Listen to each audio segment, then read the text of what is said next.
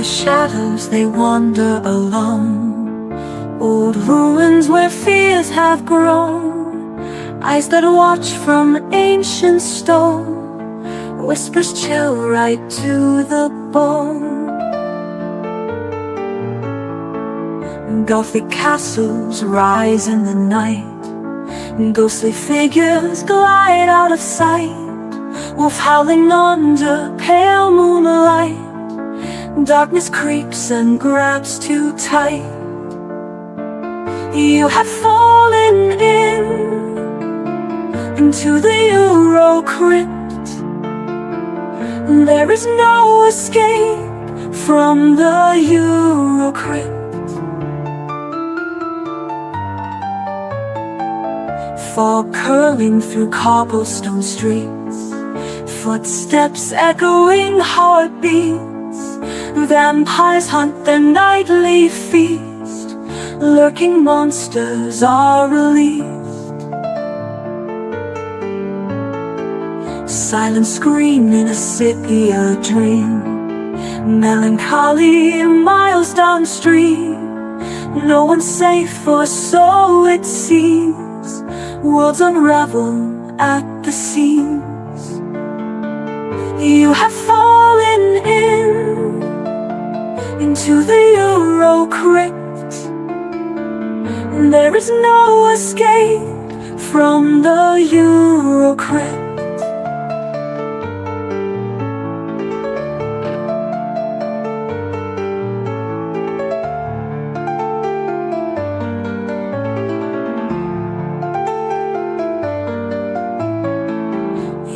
Fallen into the EuroCrypt. There is no escape from the EuroCrypt.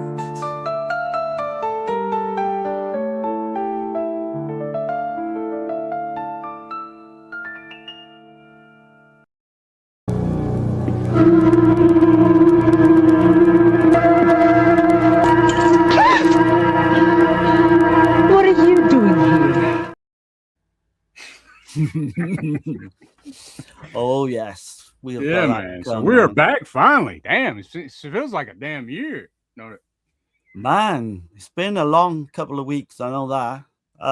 It's good to be back though, for sure, man. Yeah, coming back with Volume 9 of Forgotten Gialli. Got Murder in the Blue Light. I know Ugio Ercolani and Troy Howard got a commentary track, and yep. Ercolani had done a lot of the special features on that one, and this one was like nobody even knew that it was possible, right? Like it had a like a really crappy bootleg. Yeah. And I think it was kind of hard to get that to get the subs for that as well at one point, right? Because I remember, I think Richard from Hello, This Is the Doom Show, I think he had this really bad kind of file of it. Right. So it's kind of a revelation to see it the way it is now. Yeah. Got old David Hess in there and shit. Oh, yes. Yeah. This fucking crazy. This set is a lot of fun, you know. We will come into it because I don't think it's going to be up there with our best kind of Forgotten Gialli. This is all 1990s Giallo. I would say for the purists, like the Giallo enthusiasts, go ahead and get it, you know. But if you're not like that deep into the genre, you might, you know, I don't know if it's worth your money, because I'm not personally I'm not that big on the 90s Giallo, but right, yeah. But it's I'm completely different. I love the 90s. Yeah, 90s don't do it for me a whole lot, man. It's 70s is where it's at for sure. Oh yeah. And then I mean the 80s I can kind of deal with, but when I'm not saying like this ain't worth seeing, but I'm just let it be known to people. You know, you gotta go in. Expect a deep red or some you're shit. You're not gonna get deep red. Just go in with like low expectations. Yeah. I mean, if you're fans of like Troll 2, maybe like Fragasso. And, like there's a Bruno Mattei film in here that's completely fucking crazy. But so I guess I'll mention. So you got Murder in a Blue Light, yeah, which we were just talking about. Then you got The Final Scoop, or Boogie Rossi, however you want to say it, and then Madness, or Eyes Without a Face. Is that what it is? Yeah, which they ripped off from the earlier film. Yeah. Not to be confused with that earlier film, because the not fucking the quality of this film. one is not the best. Definitely not. No comparison to that. But, that artwork though is kind of amazing to me. It is. Yeah, that's killer. Whoever done the artwork on these, absolutely applaud them. Look at that, man. Yeah, man. That is fucking amazing. It's pretty damn solid. This set, I mean, the way it looks and everything, the way they put it together, I mean, that's killer, yeah. But I love that interview as well on Ercolani's done. Yeah, it's like 25 minutes, man. Yeah, I took notes on all of that shit, man. He's just fucking, I could listen to him talk all day long, man. Yeah, I guess I could mention some of that. It's got, damn it. I thought I had it over here somewhere. Here it is. I got it over here. So it's got so Madness, on the Madness extras, it has it's weird because when you open the box set, it's Madness first. Is the one they're pushing you, I guess. It was for me anyway. I think that's the most well-known one. Yeah. 8 to 3. Yeah. So it has both the English and the Italian tracks. And then it has a Through the Eyes of Madness. It's got a 13-minute interview with Monica Carpanese. Yeah, aka Monica Salas. I think she was called at one point as well. And then it has Seeing Madness. It's about a 20-minute interview with the producer, Gianni Paolucci, and then Florence Masciari. That's on the other one though, right? Murder. Yeah, you want to bet? Yeah. That's a 22-minute interview with Florence. Because I've seen. I took notes on the two of the interview. Right. Yeah, she's. And then, there's the commentary track. Eugenio Ercolani and Troy on the Murder in a Blue Light. Yeah. And also on the Murder in a Blue Light, there's an alternate home video cut. Did you watch that one? I was going to ask you about that. I didn't watch it's that. Long. It's longer. It's like a few minutes longer. It's like. Is there more gore involved though? I didn't watch it because it's a really bad VHS rip, Oh yeah, that's the earlier bootleg I mentioned probably then. They definitely sourced it from the home video, the VHS. So, but all these films have brand new 2K scans from the 35 millimeter negative, and then yeah, I mean it's loaded with shit. I mean if you just want that, I mean there's even a commentary track on Madness by Hysteria Continues podcast. Right, that's right. Yeah, which I've been told like in the week I think it was last week or the week before. Right. Justin from that podcast, I private messaged him and asked him to come on, and he said he would. So I gotta sort that out at one point. We get him on. We can do Italian slashers or anything like that. Shit, yeah. And speaking of which, well up for it, yeah. Speaking of which, before we get too far, I'm fixing to get into the comments, see who's in here, because we've been gone a little while, and y'all probably see me throwing up some old-ass movies on the channel, but I just kind of wanted them on the channel, just to have them, yeah, I mean, the first one you put out is doing really well. Right. I just want them on the channel. Those, some specific films, that we are allowed to have. I mean, why not put it out there? I mean, I know anybody can get those anywhere, but anyway, just trying to bring attention to those films a little bit is all I was doing. But I want to mention before we get started, stay to the end of the stream because we do have a collection update. Oh yes, some recent pickups. Well. So I don't often do that at the very beginning to let people know to stay your ass here and watch. Yeah. But, Nah, most of the time we usually got a few things we can show at the end. Yeah. I got about 8, something like that. Yeah, I got about 8 or 10, 8 to 10. But let me see who's in the chat, see what's going on in here, man. Yeah, go for it, man. It's good to be back. Been busy as shit. This is the highlight of the week for me. Like, you know, all that shit that comes in between in the week, fuck that stuff. This is the fun stuff, man. Yeah, man. I've been battling with a house, and I think I won, but you know, shit, that so much put me down for a little bit. But anyway, we got Kevin Morton in here, new member of Dead Pit, man. Awesome. Nice, man. Nice things. Hell yeah. We got the Pope Pap smear. Time for a Papathias Pap smear. Hey, what's happening, man? What's happening, man? My beautiful wife, love you guys. Hey, what's up, Tash? You got Zachary and Chris, H12. Cook. Cool. What's going on, man? What's going on? Jimmy, SPC back up on there. Yeah. Back in there like swimwear. Yeah. Yeah. Sure. It's getting closer to summertime. So anyway, welcome to the panel of pain. Got Texas in here. What's going on? Hey, what's up, Tex? I think I missed it. I think I saw it just like a minute ago or whatever. I'm not big on social media, but I'd seen your comment. For whatever reason, it was so happy belated birthday, Tex, man. Yeah. Back last week, I believe. Yeah. Okay. All right. Let's see. Jimmy says, I just spent money on Arrow Video, the best, by the way. Okay. Yeah. Definitely one of the best. We got cable channel 11. What's happening?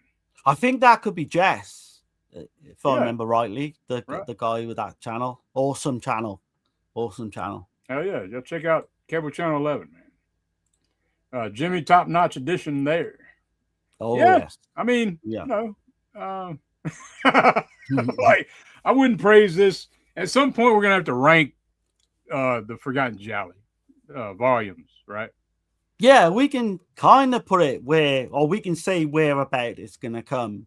Yeah. 8 of the 9, you know? I mean, I know, like, where the sweet spot is for sure. But look, it's Forgotten Gialli at the end of the day. It's worth getting. I will say that beforehand. It's definitely worth getting. Right. Jimmy says, guys, I just rewatched Who Saw Her Die from Aldo. I must say it's a masterwork. Yeah. Hell yeah. I fucking love that film. Aldo Lado, man. So underrated, I think. Damn good. The opening to that in the snow with the girl. Yeah. Superb. Yeah, man. Aldo Lado, man. He don't get mentioned enough, for sure. No, he doesn't. He is one of the masters, I believe. Yeah, man. So I guess before we get into it, we're fixing to get into Murder in a Blue Light, but I'm gonna go ahead and show you a little clip, and I want y'all to pay close attention to David Hess when he opens his jacket up, okay?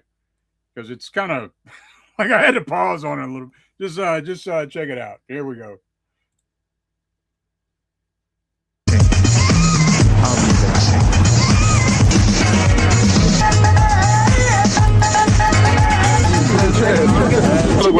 Allora sgombra.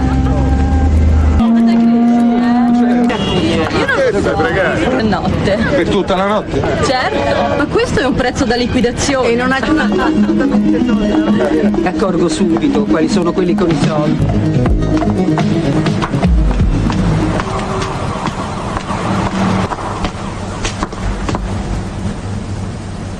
Avete sentito? Le vuoi picchiare tutte? E questo mi farebbe molto felice.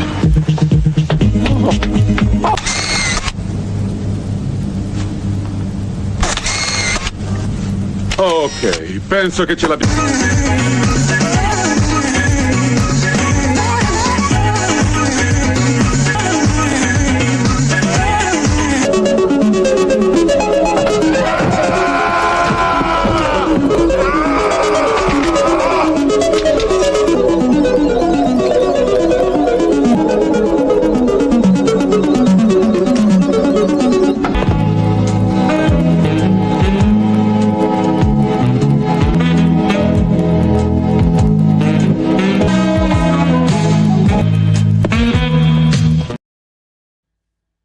All right, that's just a little taste of what it is, man. Murder in the Blue Light. But I do have a quick synopsis that I wrote.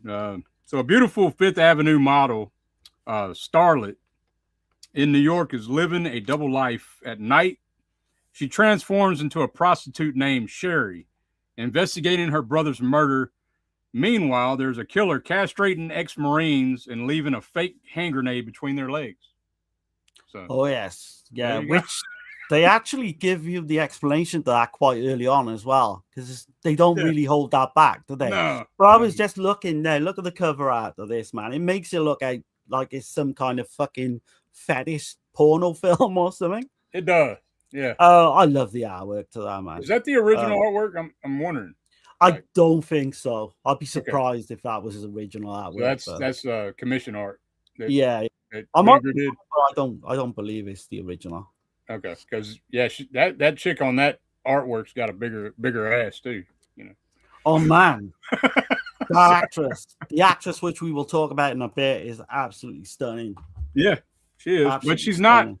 I gotta admit, she's not very. I mean, to me, she's not that great of an actress. I mean, I hate to just. I don't know. Weirdly enough, though, she become quite famous for her acting in Italy at one point.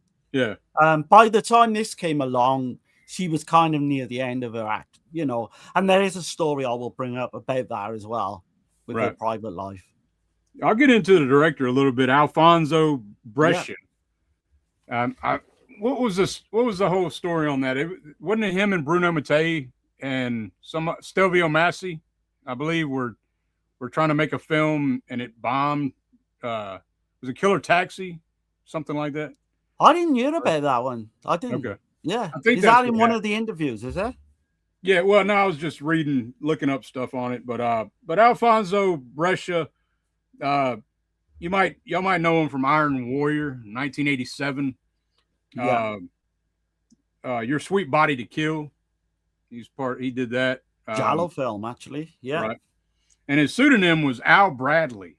So, you know, he Naked Girl Murdered in the Park. That's one I want to cover, man, at some point. But Yeah. Ercolani explained it pretty well, like that he was a regional director. So he was like he was like, I guess you could compare him to like grindhouse cinema in America. Like Yeah. like- yeah. but in Italy it'd be like the Italian grindhouse type shit. Like Almost like a journeyman, wasn't he? Director. like regional though. Like the films did well Yeah. in certain areas in Italy, you know. Yeah. But yeah, he his father didn't want him to be in the film industry, but he kind of like went against all that, did his own thing. Started as an assistant director, worked as a assistant director in the Peplum, Spaghetti Westerns, Poliziotteschi. He did 5 science fiction films in a row, right after Star Wars. So Yeah. you can tell like he's probably hanging out with Mattei and Fragasso, like that type of shit, trying to bank off of shit. But there's one movie called Cosmos, War of the Planets, and then The Beast in Space with porn. So there was like porn inserts or whatever. Yeah. I think Eugenio mentions that in the interview, didn't he? He said he didn't mind his films having porn inserts, or he was just, and he would do any like genre as well, like you just mentioned. He, like, you name it, he did it. Yeah, that interview that Ercolani does, man, is very informative, like on the Giallo transition from the 1970s to the 90s, you know. Yeah. Goes kind of through that. And all the surviving directors, I'd say. Yeah, that was the highly dependable Mr. Bradley. I believe that's what that's called, that special feature. But yeah, it is. Yeah. But yeah, you can go ahead, man, if you want to mention the actors or whatnot. Well, yeah, I mean, the cinematographer I'll just quickly mention is Louis Lucky. Yeah, and this Louis was the Lucky. only film he did, apparently. Right, I couldn't find shit on him, so yeah. Same with the music. Gianluca Bacconi was one of the composers. This is the only film registered for him. Stefano Curti was the other one. And I think he was kind of well known. He produced Scarlet Diva, Asia Argento film in 2000. Okay, shit. Yeah. But going into the cast is where it gets interesting. That's where you get to see Aja get screwed for real. For real, yeah. It's kind of crazy. Taking it backdoor style as well. So if that's your thing, which it should be anyway, but just letting you know, Scarlet Diva, Asia Argento, you know. You ever pick that up? Vinegar Syndrome put it out, but I don't know. I haven't picked that one up. I really liked it as well. It might be sold out, so I don't know. Yeah. It's not what I want to jump into and watch regularly though. Right. Yeah. So that's probably why I held off. But yeah, this is where it gets interesting into the cast. So you got Florence Guerin, I think you pronounce it, who plays Starlet, Sherry and Starlet. Yeah. The way that the lead actor in this, or the one guy keeps saying Starlet like that all the time, is fucking gets on your nerves after a while. But she was in, so she did quite a few films. She was she got kind of an infamous, you know, back in the kind of late 70s, early 80s. She did The Black Cat, Luigi Cozzi. She did Faceless, Jess Franco, Too Beautiful to Die, which we done recently on here. We covered that. She's one of the damn back. She's not a very prominent role or nothing, but like she has that look, right? Oh yeah. Yeah. That one scene where she's dressed up like a football player, like a futuristic, apocalyptic fucking football player or some weird shit. Well, she was asked early on before she did acting, she was asked to become a model. And she kind of turned it down because she said she wanted to concentrate on doing acting. But when she did Too Beautiful to Die, she was kind of paranoid because they used real models in that film. And she was kind of paranoid the way it would come out, whether she would look realistic as a model. And then when she went back and saw it, she said, yeah, she was kind of happy the way it turned out. She looks like a model to me. I think she would have done. Yeah. Oh, man. I feel like she might have done better if she would have done modeling. I don't know. She's got such an interesting kind of backstory, right? So she's a French. She was born in France in 1965. She come from this really wealthy family. But when she was 8, she became an orphan. So I think it was like when just after she was 8, actually, I think she became an orphan at age 11. But what happened was her father died and her mother kind of just discarded her for whatever reason. I don't know. She kind of did a little bit part kind of modeling, but she wouldn't class herself as a model. But at 15 years of age, in 1980, she appeared on French TV and she was elected Miss Cinema in the Cannes Film Festival of that year, which helped kind of launched her career.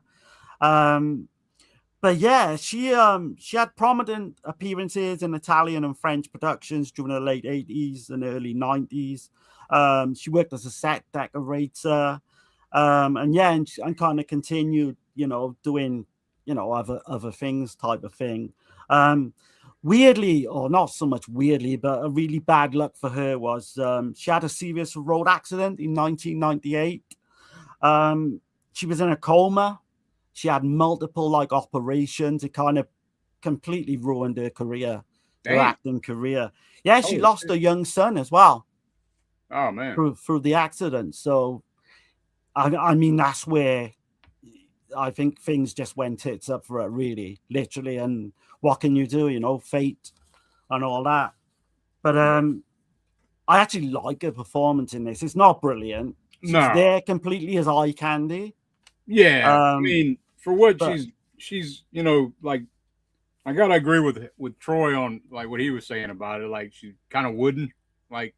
She is, but she's got like kind of a charm to her and it kind of works in this part, I think. Of course, you got David Hess. He plays Sergeant. She is kind of like, she comes off real, like a spoiled little bitch. You don't think? Like, a little bit, yeah, a little bit. What I mean? I just think it kind of works for her character. Yeah, the way she comes across. you got David Hess. He plays Sergeant Flanagan. Everyone, obviously, I'm not going to mention the big ones. And did you see what I was talking about, where he pulls his jacket open? Yeah, with the Did police you see his fucking badge? What it said? Yeah. Fucking, it says Special Police.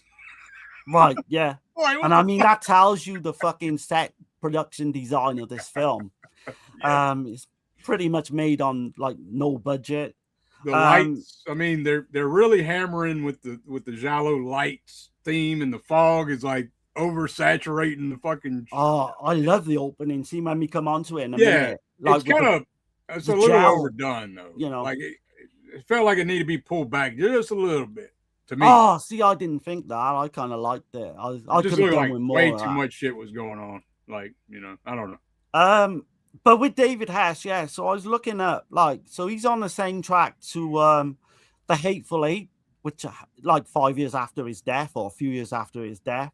He was literally on the same track as Cabin Fever as well, which I had no idea of, and The Haunting of Julia. Yeah, he's a musician. Yeah. Oh, yeah. I knew he's a musician, but I didn't know he did those films. He was a director. I think a lot of people know. To All a Good Night. I kind of ended his directing career. Yeah. But yeah, he was kind of well known. He made a lot of money back in the early to mid 50s. He wrote the song for Elvis Presley at one point as well. But yeah, we all know 36, right? Yeah. That's crazy, man. I was looking back, and he passed away at age 75 from a heart attack. And I can actually remember when I found that out, because I was with my ex-girlfriend at the time. Yeah. And it came up on my phone. David Hess has tragically passed away. And I must have gone white when I was looking at my phone, because my girlfriend at the time, she's like, "Oh, what's wrong with you, man?" Right. I got a little bit upset. You know, I won't mind admitting, you know, because he's a big kind of hero of mine. Because The House on the Edge of the Park, even more so than like Last House on the Left, is fucking. That's the top 10 film. That's what I was gonna say. That's his two best roles, but like to me, it's got to be him playing Krug. I think that's his best performance, in my opinion.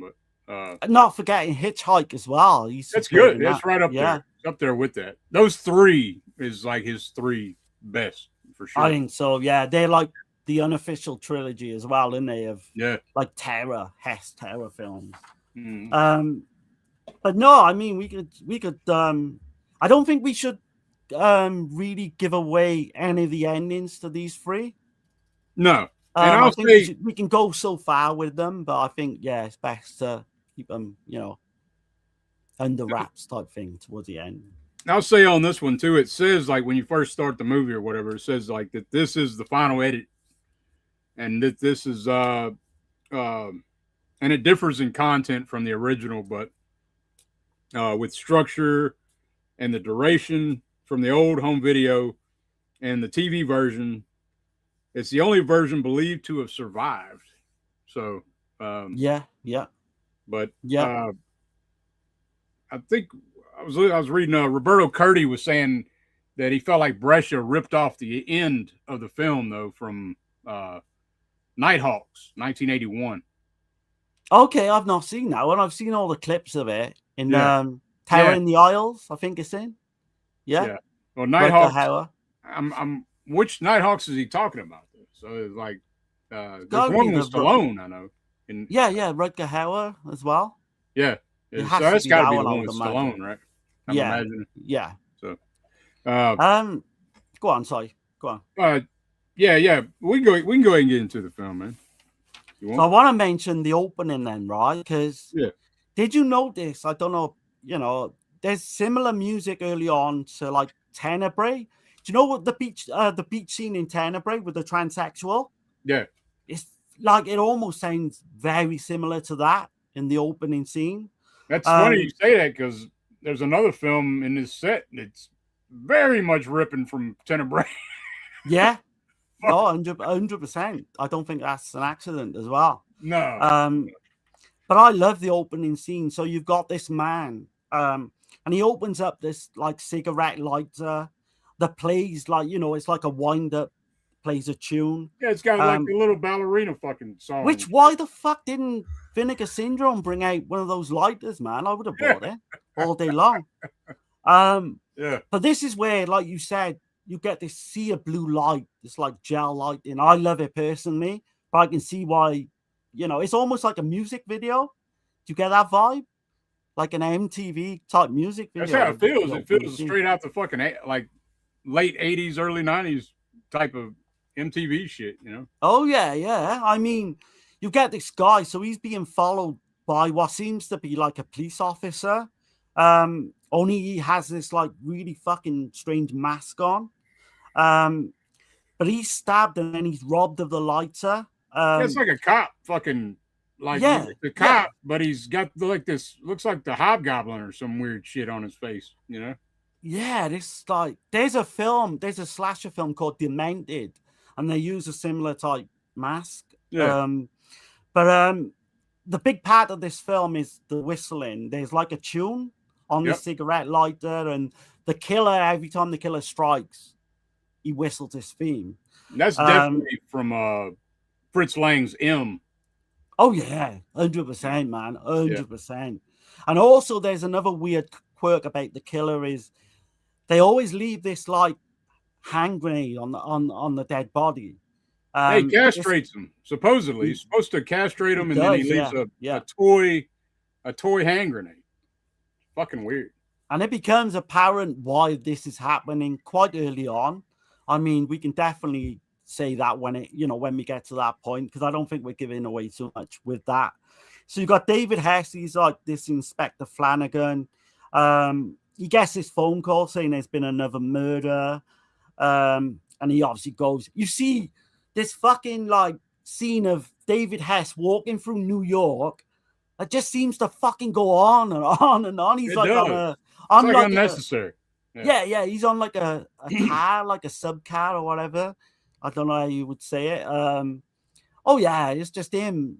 I guess you could call this a New York slasher as well, which I had no idea. Until I seen this that it was based in New York. But yeah, I do like that cool theme tune though when they show him walking through streets of New York.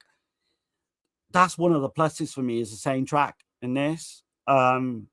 Because it's not the best. I don't think it's the best film. I fucking don't like the music. I gotta admit, it fucking is annoying. That score fucking. Oh, I love it. I love it, man. Fucking, it pissed me off. I ain't gonna lie, man. That score fucking sucks, man. To me, I hate it. I'm sorry, man.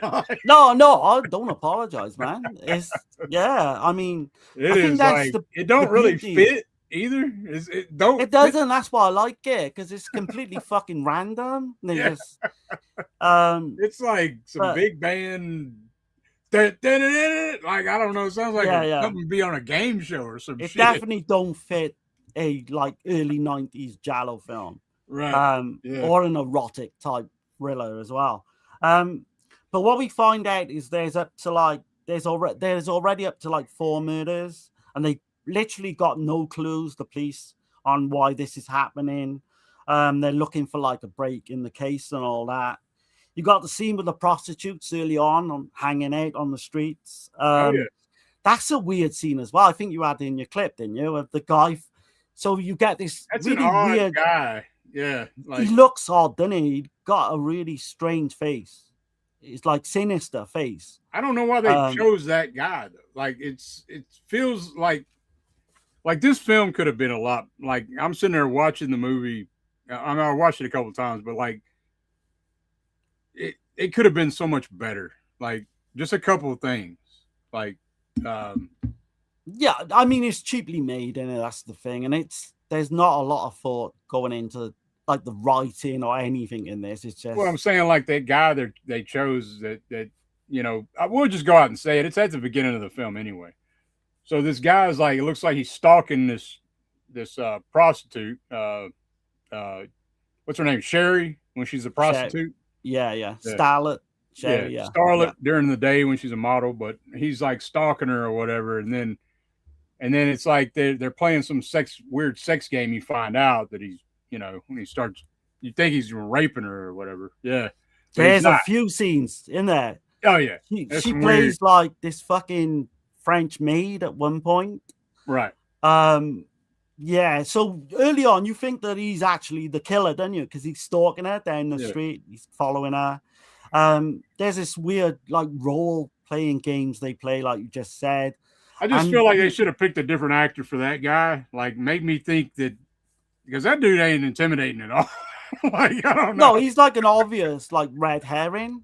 Yeah. But you've got the voyeur part of that scene as well, because you see someone watching her, and we find out a little bit later on that it's her pimp. But yeah, it's kind of a weird way to start a film, you know. Yeah, it's with the whole role playing thing, and she plays this school teacher as well, and she got this middle-aged fucking man like pretending to be a schoolboy, and she's spanking the fuck out of him. Yeah. And none of these guys, she guess, will take off their underwear. And that's part of like the clues to finding out I think we can fairly like confidently say that she's not what she, you know, she's making out she's a prostitute, but maybe she's not. Yeah, she's not. I'll leave it at that, you know. Yeah, she's she's not really for sure. No, which comes as a surprise to a pimp at one point. He's like, he had no idea. And like David Hess's character kind of tells him, shows which him. Which is like, whatever, get the fuck out of here. With there's some plot holes for sure. But she's obviously doing this for a reason. Which I'm not going to say the twist and all that. Right. But needless to say, there's kind of a backstory to do with like what Dirk said earlier on about this hand grenades. Castrations and hand grenades. Castration. There's a story and they tell you early on. I'm not going to give too much away, but they do tell you early on, and they don't hold it back for sure. That's not the actual twist. The twist is part of that, but it's not the whole twist. Right. Yeah, the whole twist at the end is like, huh? Like, oh yeah. Oh yeah. Like I didn't see that coming. Wink, wink. There's a lot of weird kinky shit in this as well, because at one point early on she goes back to like this guy picks her up and he takes her to this house party, and there's fucking like almost like Epstein fucking shit going on in there, and there's like fucking back rooms where women are getting fucked and all sorts of shit going on. Let me catch the chat right quick, Darren. Right quick. Yeah. Let me just turn my heater off a sec. You good? Okay, we got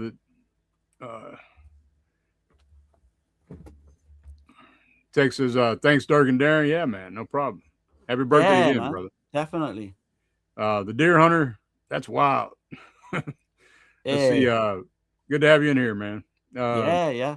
Rod the Horror Guy, he says, off topic, but how about UFC 327 last weekend? All good fights, but Reyes and Walker. I actually didn't get a chance to see that one. So I was going to say that's more Dirk's thing than mine. We got Alan Mann. He says, hey, what's up, y'all? Been catching up with the older episodes, and thanks for recommending Street Law and Spasmo. Those both were awesome, and that Morricone score on Spasmo was stellar, like Darren said. Hell yeah, man. Oh, you're welcome, man. You're welcome. I've noticed we've gotten an increase of subs, so like, welcome in, everybody. I appreciate y'all subbing up and checking out the old content too. That comment makes everything worthwhile, you know. That you like us enough to go back and watch our earlier stuff is like blows my mind, you know. It's pretty cool. But yeah, thanks, man. I really appreciate it. Yeah. And Alan Mann says, hey, what's up, y'all? Oh, okay, that's the same comment. It's crazy. Yeah, sometimes they come up twice. I think it's a YouTube like error. We got Chris in here. Evening, gents, and all you savages. Hey, what's up, man? Let's see. And he's asking if I got Bloodstain Italy yet. It's bonkers. You will love it. No, I'm still waiting for that one to go down. Yeah, once Dirk gets that, I'm sure we're gonna cover it because I've been holding off, ready, like you know.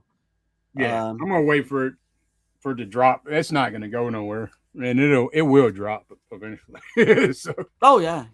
But, there's just too much shit to buy at the moment, isn't there? Really, it really is, man, and not to mention with life shit and everything. See, I was gonna go ahead and throw this up there too. So, yeah, there we go. All right, cool. Let's see. And all right, man. Well, yeah. So this is like I said, I think this is the best edition you're going to get of this film. Yeah. I mean, I don't think it really needs another edition. Do you? Would you?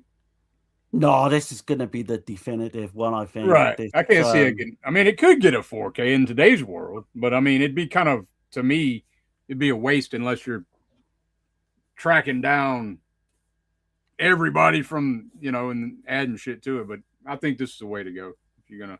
I mean, almost looks to me like upscaled on a decent TV and player. It almost looks like a 4K anyway. It looks amazing. Looks really damn good. Yeah. They smash it out the park with these editions, man. They really do that. Did you notice in this as well? I meant to ask you. I'm sure the music in one scene is the fucking theme from the Pink Panther.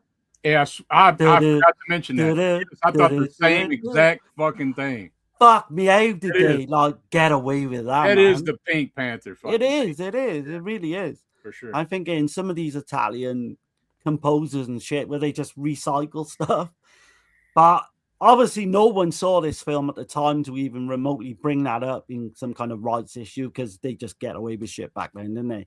But I was going to run that by you because I thought, I'm sure that's fucking Pink Panther. I thought the same exact thing for sure. Yeah. Yeah. But the whole twist with this, though, like, so this one guy, I will just mention one thing with this as well to come. This one guy, Ted, shows up, and he's kind of weird as a fucking like actor because he don't seem, for me, I don't know what it is. He just doesn't kind of work. It's like he can't act at all in this film. And he becomes like a big kind of red herring too, but too obvious at one point. I don't know how you feel about that, but he just comes into things, doesn't he? Like from nowhere, and then he's like right in the whole like second part of the film all the way through. Then are you talking about the Ted? Yeah, no, not the pimp. Ted, the actual. Guy that turns up and he kind of romances her. Oh, yeah. He tells her he wants to fucking marry her on the beach like a day after he meets her. It's funny because I was watching that interview with her and she was talking about that actor when they were shooting that scene that he kept walking and like he was walking too close to her, so it kept pushing her off into the water when they were walking down the beach. Yeah. Wasn't she pregnant as well, I think, at the time? Yeah. She lost a baby during filming for this, which is kind of tragic, obviously. And she mentions that in the interview when her and her boyfriend, she remembers having the pregnancy test. And I think she found it hard in a way to finish the film, although she said she wanted to push on through and make sure she did finish the film, even though when you're going through emotional shit like that, you know. But yeah, I don't know about you. I don't know where you're going to come with the rating on this, but for me, I like this one. I think it's a lot of fun. It's by no means a great Giallo film. By no means a great film. No, I'm gonna give it middle of the road, man. It's a 5 out of 10. Okay. It's worth seeing. Like, I mean, it's worth seeing David Hess in the film. Like, that's always good. I think it's safe to say that, for what he's doing, out of everybody, I think he probably steals the show out of everybody. But not forgetting the final fucking shot of this film as well. Yeah, I can't mention it though. But no, there's two actually things that happen right hilarious though. Fucking shit. Yeah. The last shot is kind of fucking weird how that scenario would work as well. Yeah. That's all I'm gonna say about that. But yeah, in terms, let's just say there's a little kind of thing that goes on in terms of catching the killer, which is kind of funny. Yeah. We'll leave it at that. But that shit had me laughing my ass off. I was pissing myself, man. Yeah. Fucking. For me, I rate it a little bit higher than you. I think it's like a 6, but I know I'm being kind of ultra generous. Yeah, it's when not. I say that. I'll just put it this way: there's plot holes galore. What could have been? It could have been a great film. I feel like, with just a few things that were changed. I'm not going to mention because I don't want to spoil the film for people. But And I think maybe a different cat, like some of the actors could have been changed out. Like if they could have got some better talent. Yeah, I just think it's a product of its time because it's early Yeah. 90s. You're never gonna get like an Edwidge Finesse, or you're never gonna get one of the top kind of actresses to do this film. I just think it's a product of its time. If you do like kind of 90s Giallo films, if you like stuff like obviously of the erotic type more than anything else, It kind of Obsession, pulls Taste back of though Fear. on the. You think it's going to be a lot sleazier than it is, and it's not really. I mean, it kind of is a little bit. Kind of teases you a little bit more than anything. Yeah, I mean, you do see her in the shower at one point. You see some like see there's a little quite a bit. bit of nudity. Yeah, But yeah, that's Murder in a Blue Light, man. I say check it out. I do as well. Yeah, I mean, I don't even like just for Florence Guren, like just check it out for her alone. I would say, and David Hess. I'd say Hess steals the show though, for sure. But that interview that you recently mentioned that she does is really informative. She mentions doing a Giallo film called Bizarre, Profumo from 1987, and she mentions the director on that was a woman, Juliana Gamba, and she said she was very bitchy towards her and kind of jealous of the way she looked and all this. I mentioned Too Beautiful to Die. Yeah, and she was really paranoid about that part for some reason, but you know, she went back, watched it, and now it's all good. I would definitely check out the extras. The Galani interview is amazing as well. Just and the so commentary information. The commentary track's pretty good. Yeah. Oh yeah, definitely. Yeah.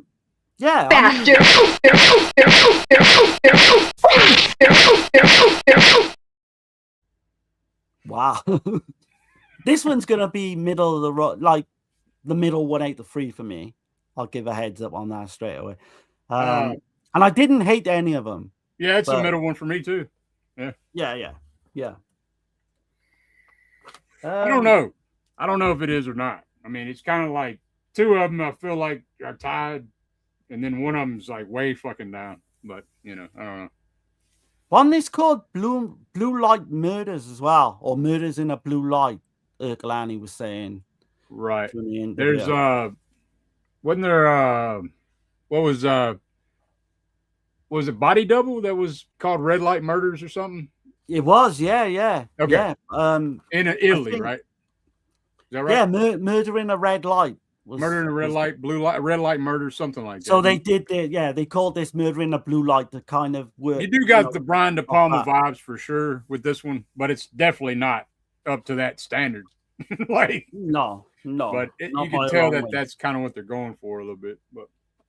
But anyway. In general, for me, it's a plus. Like I will say, it's a plus. Oh yeah, I'm glad to have it, man. I'm glad to have the film finally. You know, it's been long awaited. A great release. For sure. So I guess we're gonna get into Boogie Rossi.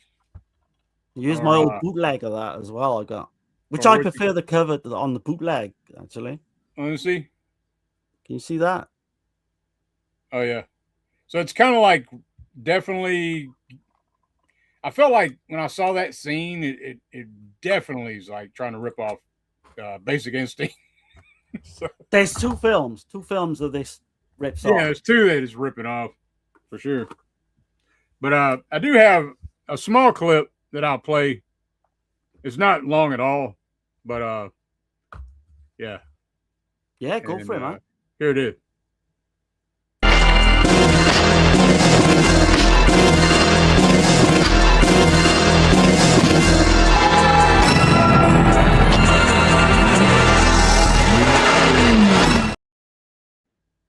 All right, there you go. This was my favorite, actually. Hate the Free. This is my least favorite of the three. Yeah, which is good that we differ, man. I think because we can both give our kind of points of view on this one. I do actually think this is obviously the more serious of the three films.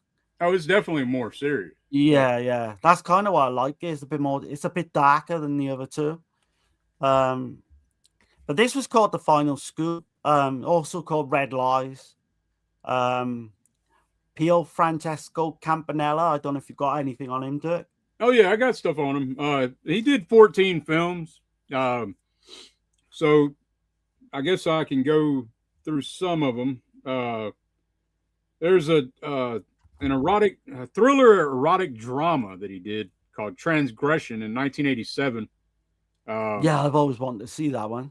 It's about a college student studying for an upcoming test, takes drugs, and has erotic hallucinations.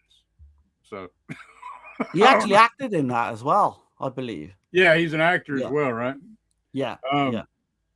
He had another movie called Bad Inclination, which I've heard of that one. Man, I love that film. Yeah. It's pretty bad, but it's the killer uses like a set square, like you get in school. And it's got. What I understand, he's using a carpenter's speed square, right? It's like a set square. Yeah, I suppose that's what you would call it as well. Yeah. Okay. Yeah. Okay. What I remember about that film is the transsexual, funny enough, from Tenebrae is actually in that film as well. I think is it Eva Robbins? I think the name is. Yeah. And then you got another film, Pensiero Giallo, 2018, which means yellow thinking. It's a short film from a crime novel writer, has lost inspiration and decides to commit a random murder to recharge her creative process. So I don't know where that's available, but sign me up, man. I definitely. It's a short film, so it's probably 20-30 minutes, I'm guessing. I don't know. I'll have to look for that on YouTube because I definitely watch that one. And then he's got an homage film that he made in 2023 called Brevidi di Attore. It's throwback style, kind of like Black Sabbath, anthology, old school Italian horror tropes, that type of shit. Okay. And he was a script writer for comic books, photo novels, children's stories, and adult magazines. So, and now he's a film consultant and a producer. Yeah. So, but I mean, I didn't write all his films down, but that kind of gives you like a little summary of him. The cinematographer, Mario Volpiani, he had over 70 film credits. A lot of documentaries, art house films, Giallo, horror, thrillers, all the way from the 1960s to the 2000s. Worked with Marco Ferrari quite a bit, and but there's two films that I recognize: Castle Freak, 1995, and Solamente Nero, 1978. That's the Bloodstained Shadow. Oh, that's what that is. Yeah, I knew I recognized the name. Fucking great film. It is a fucking awesome. He also did Watch Me When I Kill. Okay. Il Mostro, The Tempter, The Antichrist. Is it? Oh shit. Okay. I think yeah, he did the cinematography for that, which we covered. I want to say that was I thought that was Masakesi. D'Amato. Well, I've got The Tempter then. Is that the same film? Or not? It might not be the same film then. The Tempter is the Antichrist, but so Joe D'Amato was supposed to be cinematographer. Maybe they took turns. I don't know. But yeah, possibly. Yeah. Because I know the Antichrist pretty well. But he did Hate the Killer Judge as well, which I've heard is like a really great crime film with Franco Nero, which I do own, but I've not seen. Music was by Natal Massara. And I love the soundtrack to this as well. I do like the theme to this. I think the theme is almost kind of Brian De Palma-esque, But just looking at some of the music credits, fuck me, man. So you've got Body Double that we mentioned. Yeah. Nothing Underneath, Phantom of Death, Trauma, Argento's Trauma, The Fan, Blowout, Dress to Kill. It's fucking crazy. Obviously didn't do all the music on those films, but did bits of music that was. But it had something to do with it, right? Yeah. Tourist Trap's in there as well, which is kind of crazy. I'll say, go ahead. Good. No, you're good. Good. I was just gonna say, like some of the extras on the film on this edition here, the final scoop, Boogie Rossi or whatever. So some of the extras you get, it's called Red Heat, interview with the director, screenwriter, Pier Francesco Campanella. It's like 30 minutes. You get another one, Naked Lies, interview with actress and co-producer Gioia Scola, which is, we've covered quite a bit of her here lately. Oh man, right? She was in Until Death, Obsession, Taste of Fear, and also the one we just covered, the Too Beautiful to Die, right? Yeah, Too Beautiful to Die, yeah, as well. Yeah. I don't know what it is, but in this movie, like her hair looks jacked up. Like I don't know what that shit's about. She was the producer of this as well. She put money into like the production company. Yeah. This was like one of her big kind of, I heard she butted heads with Pier Francesco. Like they butted heads. Yeah. I think it was with the producer one. She butted heads. I think she was okay with the director. I've seen where him and her. Been. Yeah. Yeah, may have been as well. But there's another interview with Thomas Arena. And see, to me, I don't feel like he's a very good lead actor. He's good. Like I've seen him in other films like The Church. Yeah. And what is it? There's Body Puzzle. He, like playing the bad guy and shit. But like the Sect. Yeah, the Sect. He's also in The Bodyguard, oddly enough, with Kevin Costner and Whitney Houston. He's in The Bodyguard. He's in Gladiator. Right. He's not a very good, to me, he's not a very good, like, strong lead guy, in my opinion. And that was what she said as well. Right. Giallo I do agree with that. Yeah. She did. She said he's not got like a leading man. He's got that look to him that looks like kind of like a villainous kind of character, Like, do you know what? I actually kind of disagree in a way because I actually think he does work well in this picture. I do kind of agree on the fact that in some of those other films, he's not quite, he shouldn't be the leading actor. But for this one, I do believe it works okay. This is not one you're gonna like analyze or anything like that. I'm definitely even not. Though I'm gonna fucking analyze it. But then you got Lady in Red. Interview with Barbara Scopa. It's like 14 minutes.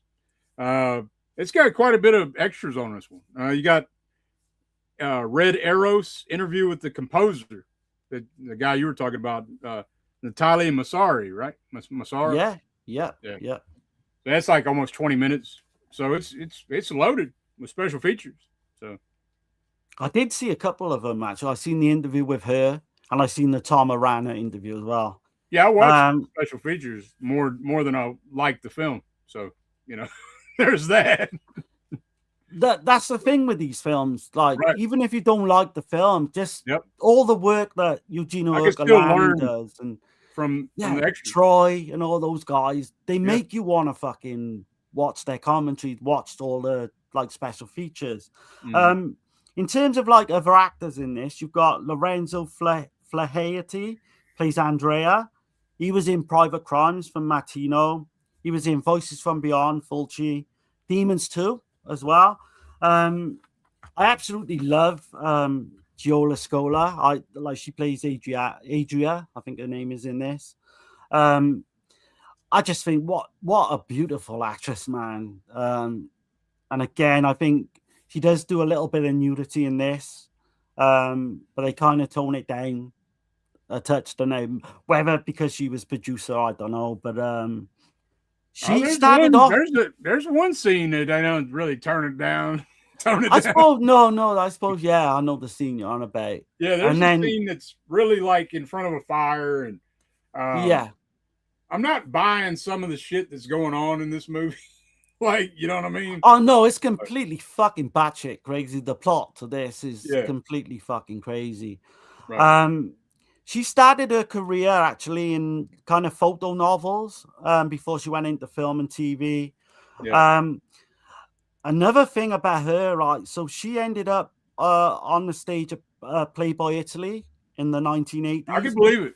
I believe it. But her career ended when she went on trial in 1995, along with a couple of other famous kind of faces, Palio Berlusconi and Giovanni Goria, and they were getting done pretty much for drug trafficking between Naples and Rome.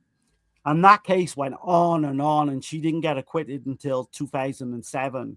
But that literally put paid to her acting, or I know she went on and she did do like a screenwriter and she produced a few films here and there. But yeah, that put paid to her career pretty much. You've got Elida Valley. She plays Katerina. Very small role, but still damn good. Effective role. Fatal Frames, Private Crimes, Inferno's the big one, I guess. Suspiria, of course. The Killer Nun, which she covered. Yeah. She worked for fucking Hitchcock as well. That's what I'm saying. Yeah, she was in the Hitchcock one of the episodes, or maybe a couple of them. But I know Eyes Without a Face was a big one. She's great in that. Did you see the clip of her in the Hitchcock film? Yeah. I was like my jaw hit the floor, man. She was beautiful. Like, because we always see her now as like an old lady, pretty much. Right.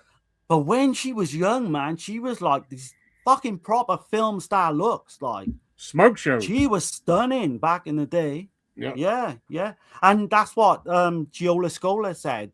Like, she couldn't believe how beautiful she was in that Hitchcock film. She said during the interview, like, she would love to have gotten to know her. Wasn't it the series? It might have been the series, yeah. Hitchcock Hour or whatever? Yeah, Hitchcock Hour, yeah. But she said she would like to have sat down and got to really know her, like, well.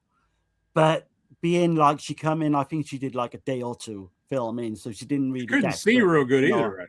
I think. Yeah, at that point, she's getting on, Right. She did get on really well with Thomas Araya, by the way, though. And he kind of sat her down. He was talking about all her career. She invited him on to one of the stage productions he was due to do, but he said he couldn't do it because something came up with, he didn't want to go that route or whatever it was. But you've got Natasha Hovey as well. She plays Lucia. Everyone will know her from Demon. She's one of the two girls that go to the movie theater. Mm-hmm. She was like a Lebanese, Italian, French former actress, but she went into radio. She was like a radio hostess. That's why I think her filmography is kind of not that big, to be honest. Yeah. But she does a good job. I think she does a good job what she does in this. There's little bit parts as well. You got Barbara Scoper plays Marina. She was in You'll Die at Midnight, Lamberto Bava. Gianni Franco as well plays the commissioner. The Phantom of the Opera, The Wax Mask, Squilio, Phantom of Death, Delirium, Rats of Terror, so he's got like a decent filmography. Those are all masterpiece films there. Yeah. Oh, I mean, I like them all. I wouldn't call them fucking masterpieces, but the first two, you've got Phantom of the Opera and The Wax Mask. Yeah. Oh, yeah. Rats, Night of Terror. And that's one of the better fucking titles of his filmography. Then you're in trouble, and that's the case. But no, I mean, we could get on to some of the scenes early on in this. All right, well, let me catch the chat right quick, and then then we'll get into it. Go for it. Let's see. And Chris says, listen to the intro to Reanimator, literally a redone of Psycho theme. Oh yeah, without doubt. Italy cinema was interested in the 90s. I like it, man. I don't know, man. Like the 90s film in general I'm not a big fan of that shit. I don't know. But I just like the feel of the 90s, man, in these Italian films. Let's see, Nightmare Files, what's going on? Hey, what's up, man? Good to have you in here. Adrian James, what's happening, man? Hey, what's up? You got Delirium with Mickey Hargitay or other? No, the Lamberto Bava one it is. Yeah, Photos of Joy. Weirdly enough, we were talking about doing Delirium next week. We're talking about doing some Renato Pacelli. Yeah. We got to finalize one of the titles, but Black Magic Rights, I believe, is one. Black Magic Rights. Delirium, and we'll nail down the third one. We're gonna try and get hold of Mania, but I'm not sure if there's like an English subtitles for that. But we'll work it out. But yeah, just briefly going into like set you up on how this film starts, you know. And I do think the piano theme, there's like a synth theme to this. It's like I mentioned, it's very De Palma like to me, like Body Double type. To me, I just love it. I don't know what it is. Feels like to me, the film feels like that freaking film, Cruising, and also Basic Instinct, which I've already mentioned, but it's definitely the Italian version of Cruising.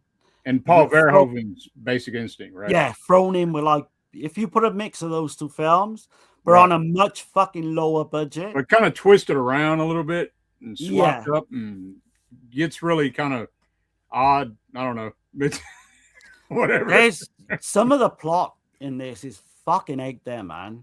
So you've got Marco, right, played by Thomas Arana.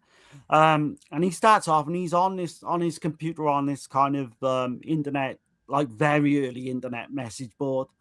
And he lives with Andrea, Giola Scola's character, and she's going to work in London for a few days. He's pretty much a newspaper reporter. And he's kind of going undercover to try and, you know, the kind of undercover homosexual scene. You know, there's these kind of murders going on as well, and he's kind of trying to figure out all this stuff, you know. He's talking to, I think it's undisclosed 90 is the handle on the computer, and what comes up, and they're talking about all sorts of weird shit like golden showers and all that. And he gets into like all this flirty stuff, and he ends up going to the park to meet up with this character, you know. And you've got all these kind of gay characters in the park. You've got this one weird peeping Tom who keeps popping up out the fucking bushes every 5 minutes, cackling and laughing at shit. Yeah. Again, obvious kind of red herring. But yeah, so he's going undercover. He's trying to work out what's going on. You know, he's getting like heavy kind of breather phone calls. I will say the killer in this is connected to like a black veil, which kind of remind me, weirdly enough, of Who Saw Her Die. You know, in the one scene of that was mentioned earlier in the chat. But he picks up with this guy, and this guy's got a complete double life. He's like married with kids, goes back to his place, and he's always kind of reluctant to go through with the actual act, you know? Right. Because he's obviously trying to put on a persona and trying to make it believable that he is gay. But yeah, so he picks up all these guys, and, you know, needless to say, he ends up in the park late one night and he gets robbed. You know, we find out that one of the earlier guys who's murdered, a guy called Eduardo Gianni. Come on, this guy?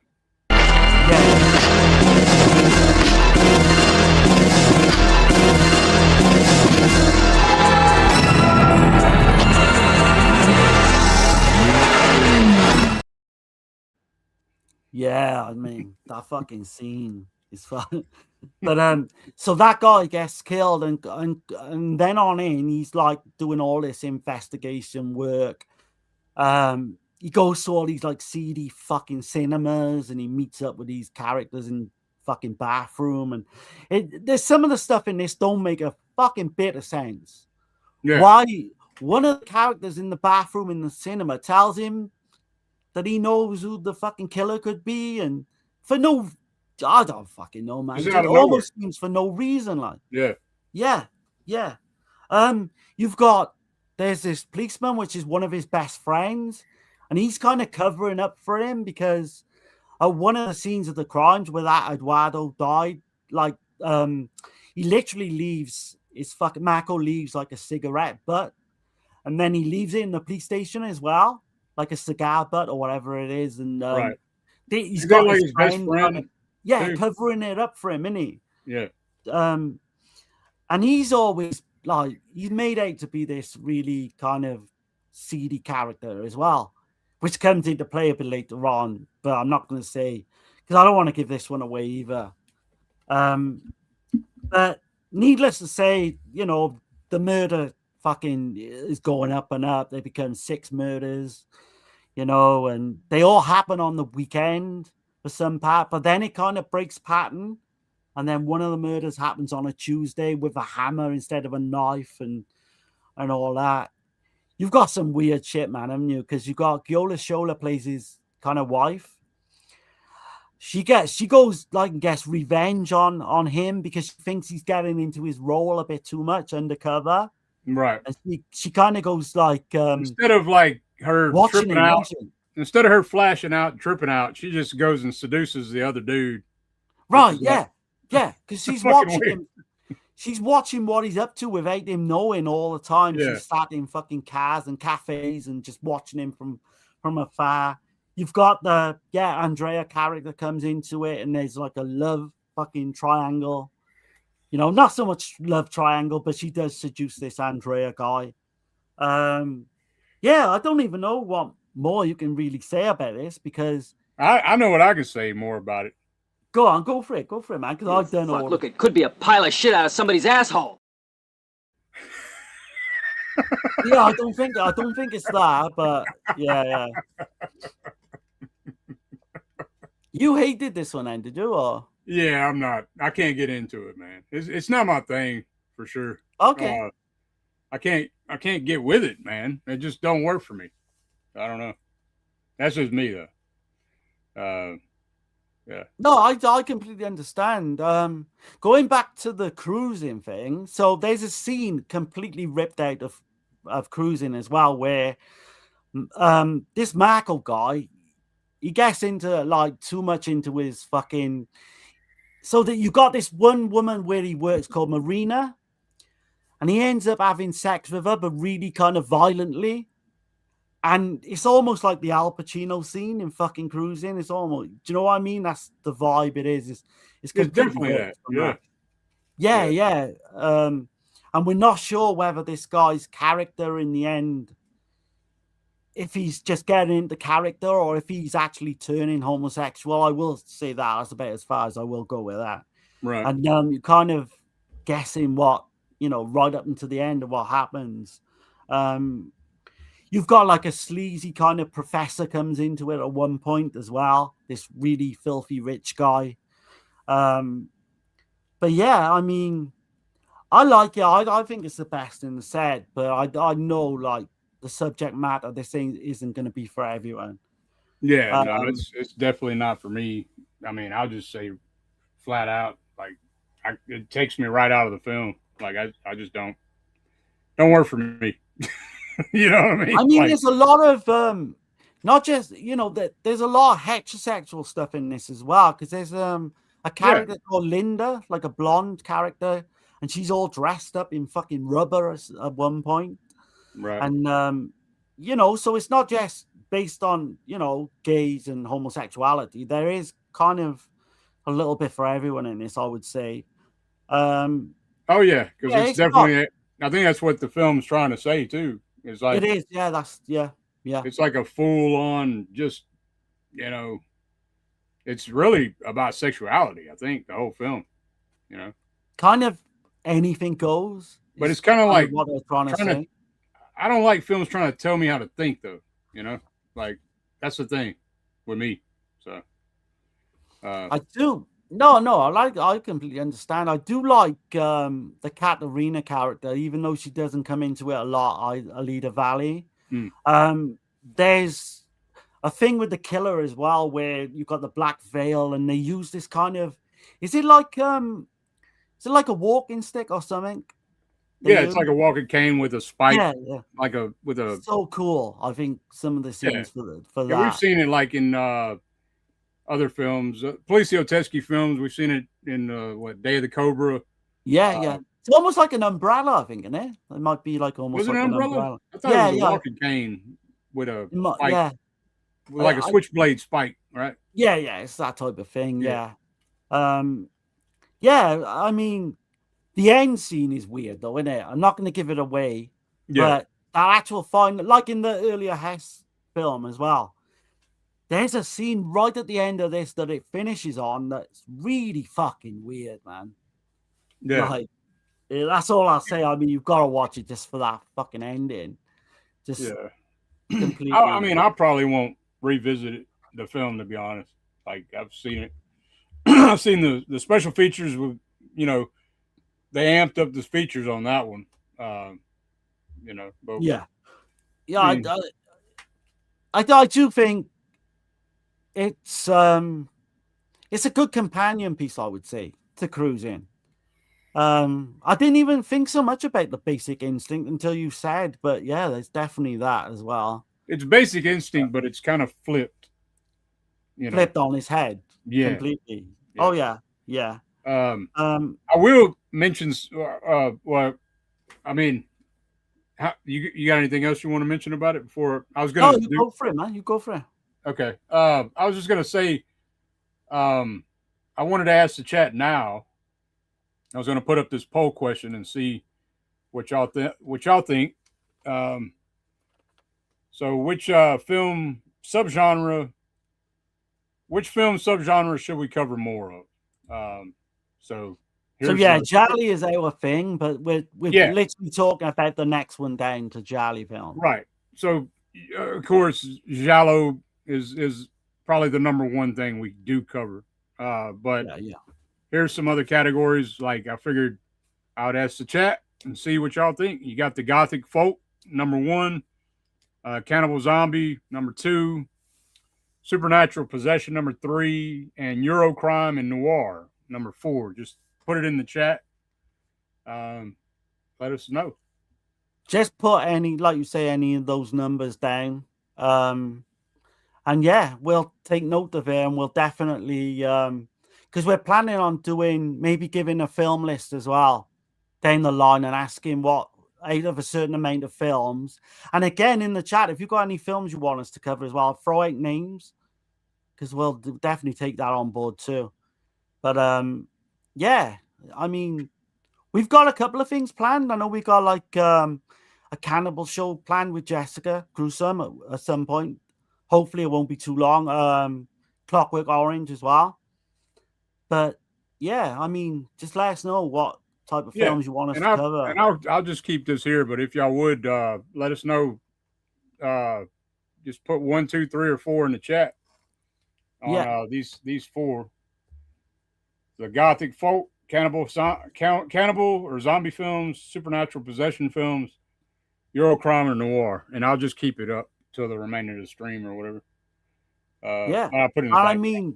I put it in the back after the show. Yeah, you can always like put it in the comments as well. If you're watching this on catch up and you wanna say, just write in the comments after the show. Absolutely.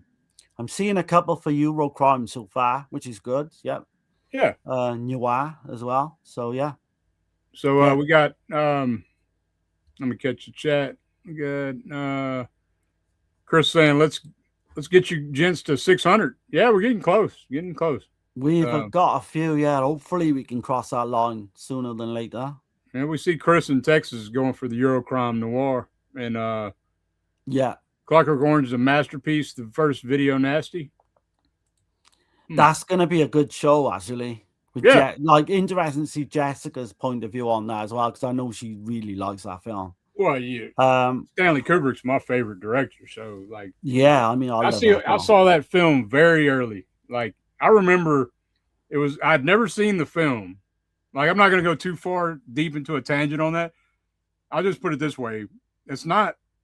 So I had a date come over when I was a teenager to watch A Clockwork Orange, and it wasn't a good idea. It didn't go down well, I'll take it. No, it did not go down well at all. So, but I was really late to that film as well, without going on a tangent like you say. I'd only seen that film like a year or two ago for the first time. That's crazy shit. I saw that shit. Man, I was probably 13, 14, like invited a chick over to watch it, and did not work out too good. So, I mean, Tex got a comment about Stephen Thrower. Yeah. And again, I've asked Tex this in the past. If you want to ask the guy to come on, because I haven't got the balls to do it myself, Right. Yeah. Because I'm always scared that they'll just say no and kind of like, I don't want it to ruin the way I look at Stephen Thrower. So if you could get him on Facebook, because I know he's on my Facebook, then ask him out front, Tex, if like, do you think he can do interviews and he'd be prepared to come on? Because I'd love to have him on. Yeah, man. I just haven't got the balls to ask him myself. Like, but man, we are getting into. We need to rate this one. Oh yeah. Do we need to rate it? Do we really need to? Yeah, 100%. Okay, all right. I'll go first if you want. So this is a 7 out of 10 for me. Actually, this is my favorite of the three. Yeah, and they all go down. You're sick. Well, watching shit that I do, but they go down like 7, 6, 5 for me. So right, I like it. I'll watch it again, definitely. Yeah, yeah, man. This one here, I mean, cinematography looks great. Gioia Scola is beautiful. Oh man, it's all get out of me. I'll give it that. Just for those 2 points, I'll give it a 2 out of 10. So a 2. Yeah. Fuck me, man. I didn't see that. I don't like something trying to tell me like the way I should think and all this kind of weird shit. I don't know, man. It's one of them kind of deals. You like what you like, man. Right. You like what you like. But yeah, it's I have to return some videotapes.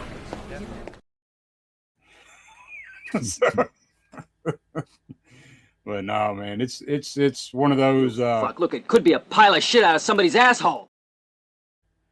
But anyway, yeah, that's just how I feel about it. That's just me. So yeah, you got like me really likes it and Dirk Dong, so right, no in between with this one. Yeah, it's not.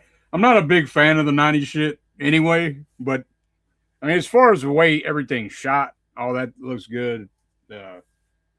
Some of that shit I'm not buying that's going on in the movie. I don't know. It's just weird. But we are getting to the gem of the set, I think. And so this is Eyes Without a Face from 1960. Yeah. Oh no, this is a completely different fucking Eyes Without a Face, actually. Yeah, this is oh man, I love that cover, man. Yeah. Look at the bootleg cover. Oh yeah, hell yeah. Yeah. Shit, yeah. Got the eyes. Yeah. But I like the new art. The new art of this is fucking great. amazing. Look at that. I would love to get a poster of that. Yeah. You can see it better on Dirk's actually than mine.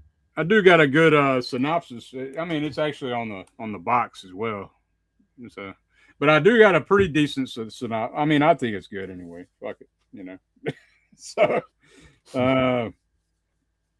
anyway, so Giovanna is a comic book artist, and it seems her violent creation, Dr. Dark, who I like to call Zipperface, is inspiring real life murders. So yep, this is. And I got a clip to show before we get into it. And I gotta admit, when I first watched this movie, I was like, God damn, this movie fucking is bad, man. It is. It's gloriously bad, though. This is a bad movie. But when you go on a rewatch, like, and it might work for you on the first watch. On the second watch, though, it clicked, and I fucking laughing my ass off. It's horrible acting. The fucking super fucking crazy zooms and shit. Like, all that shit works. But here's a clip to kind of give you an idea of what we got going on here. So.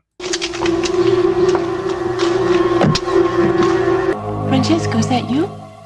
Francesco?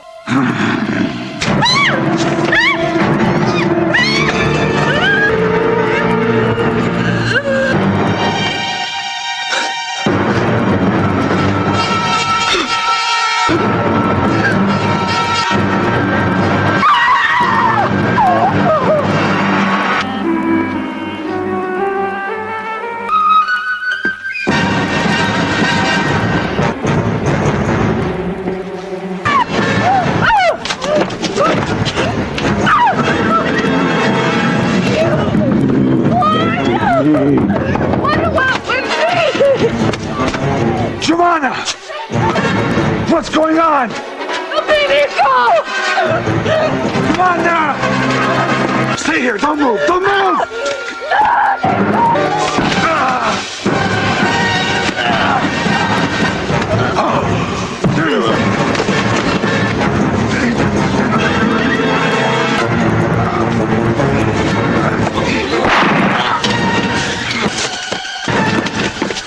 Are you okay? Couldn't be worse. Nothing unusual so far, Lieutenant. Yeah, so far.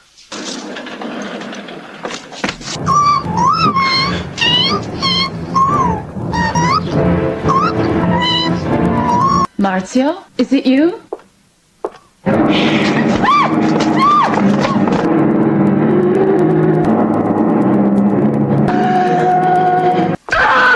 The message, needle, and a vial of the serum that she used to paralyze the victim. Amy, was that? Oh, God, I can't believe it. Giovanna, what's the matter? The tub! What a fool! I should have told you. The wound on my hand opened while I was working. Joanne, that's all right. No, the tub! It's in here! I made those marks, do you understand? I forgot to clean out the tub. Giovanna, he's not here. He doesn't exist anymore. Stop it!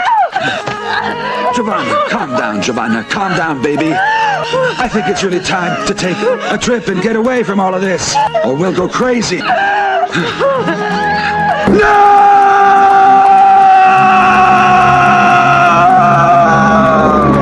4-year-olds don't behave like that. You deserve punishment. And when your mother gets home, I'm going to tell her everything, if you're still alive. Now be quiet and stay still, otherwise a man in black will come and get you, and he'll rip out your eyes, and you'll live in the dark forever.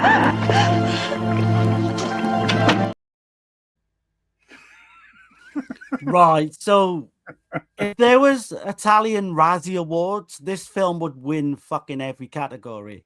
Yeah, man. It's bad, but I like it. Yeah. It is bad. This but, would be one like for Mystery Science Theater 3000. Oh yes. Yeah, The this would be acting one of in those. this It'd be is great. fucking appalling. Yeah. Absolutely appalling. Which it even kind of works for a character towards the end. How bad she is, man. But yeah, I mean, do you want to go into it?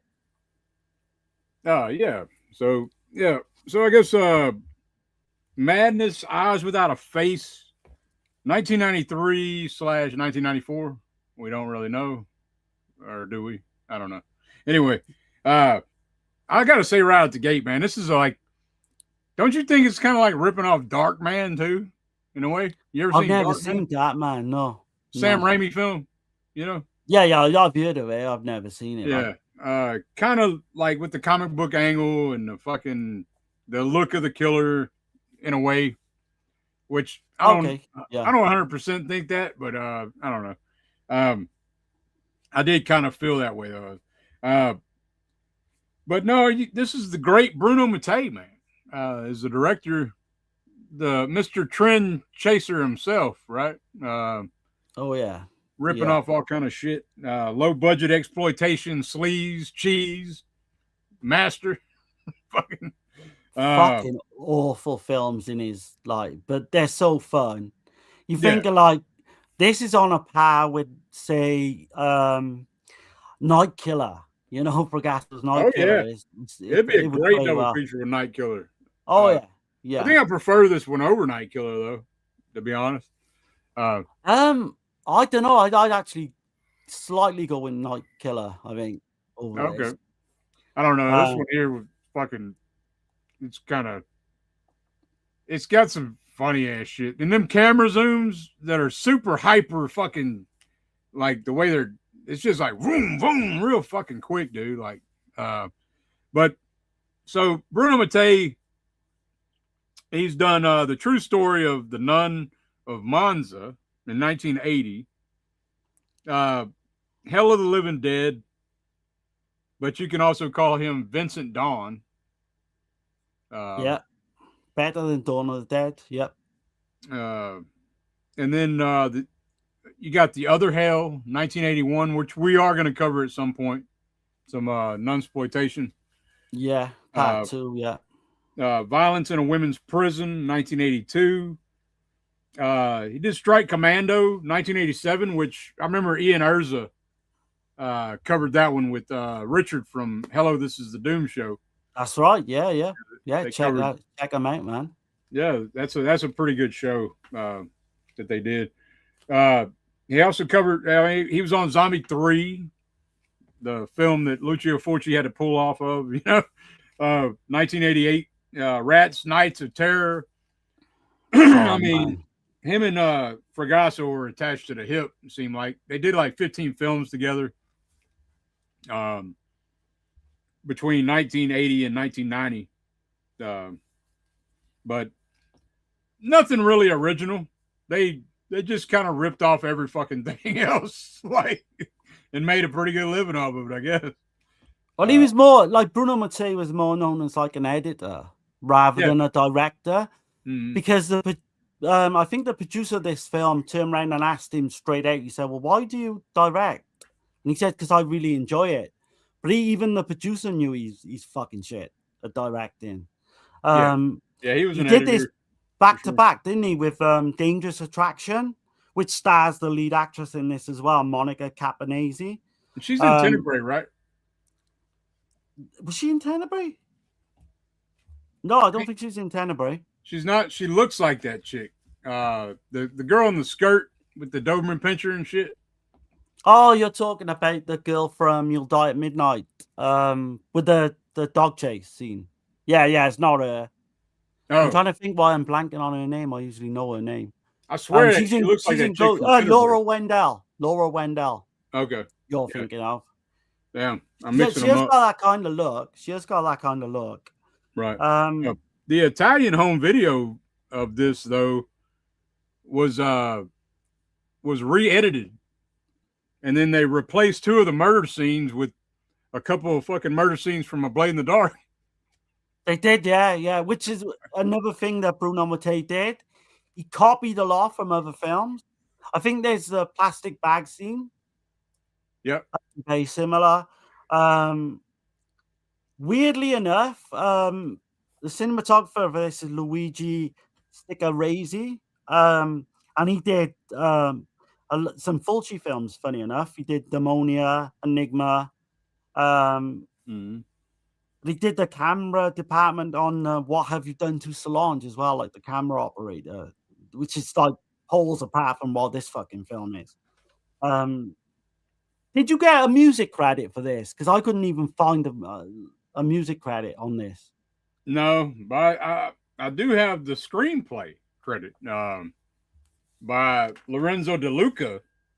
Yeah. And, he mostly made films just for the foreign market, just for moneymaker films, I guess. He wrote film articles. Then he moved on to books.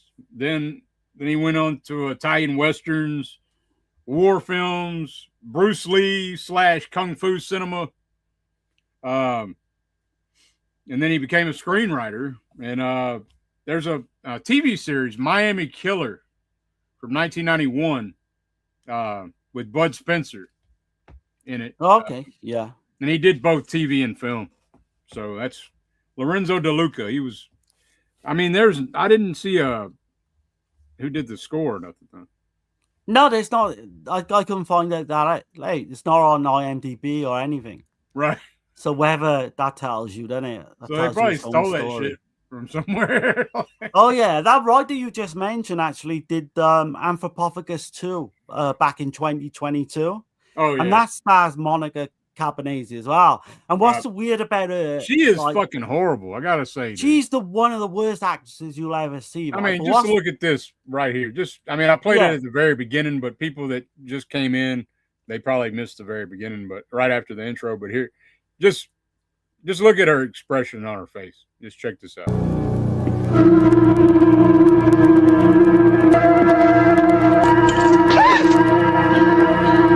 What are you doing here? So goofy, that scene, isn't it? I'm just saying, there's a lot. And then that guy, I don't know if it's the dub. Oh, I don't think it's just the dub, man. No.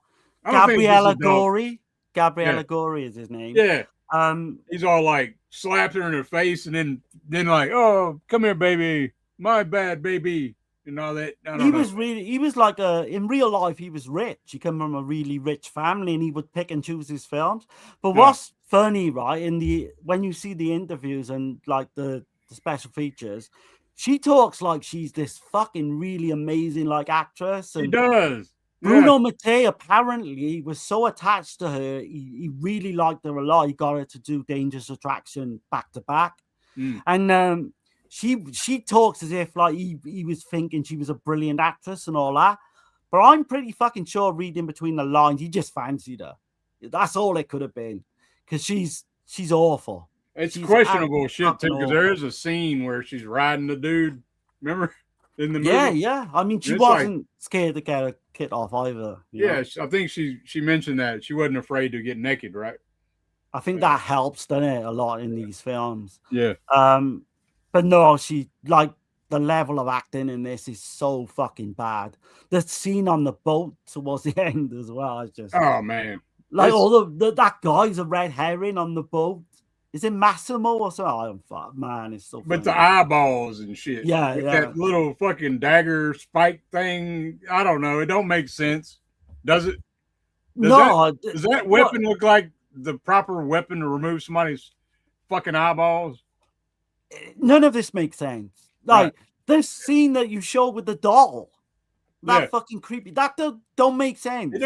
I kind of like no. Yeah.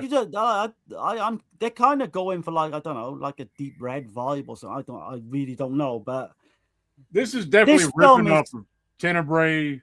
Yeah, I would Blade say in the Dark. Blade in the Dark as well. I back up a little bit to Boogie Rossi too. I think that's kind of ripping off Deep Red, just for the name. A little bit, yeah. Just for the name alone. Yeah, Yeah. But yeah. So Mattei did another Giallo in '95.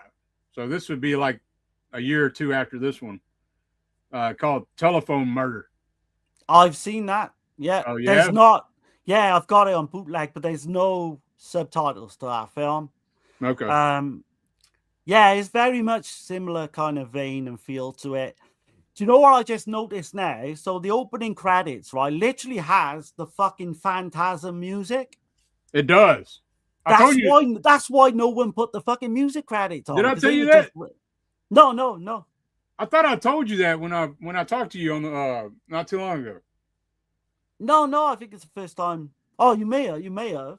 Yeah, I mentioned that to you. I said, man, it sounds just like fucking Phantasm. But that's what makes sense now, because no one comes forward about who wrote the music for this. Right.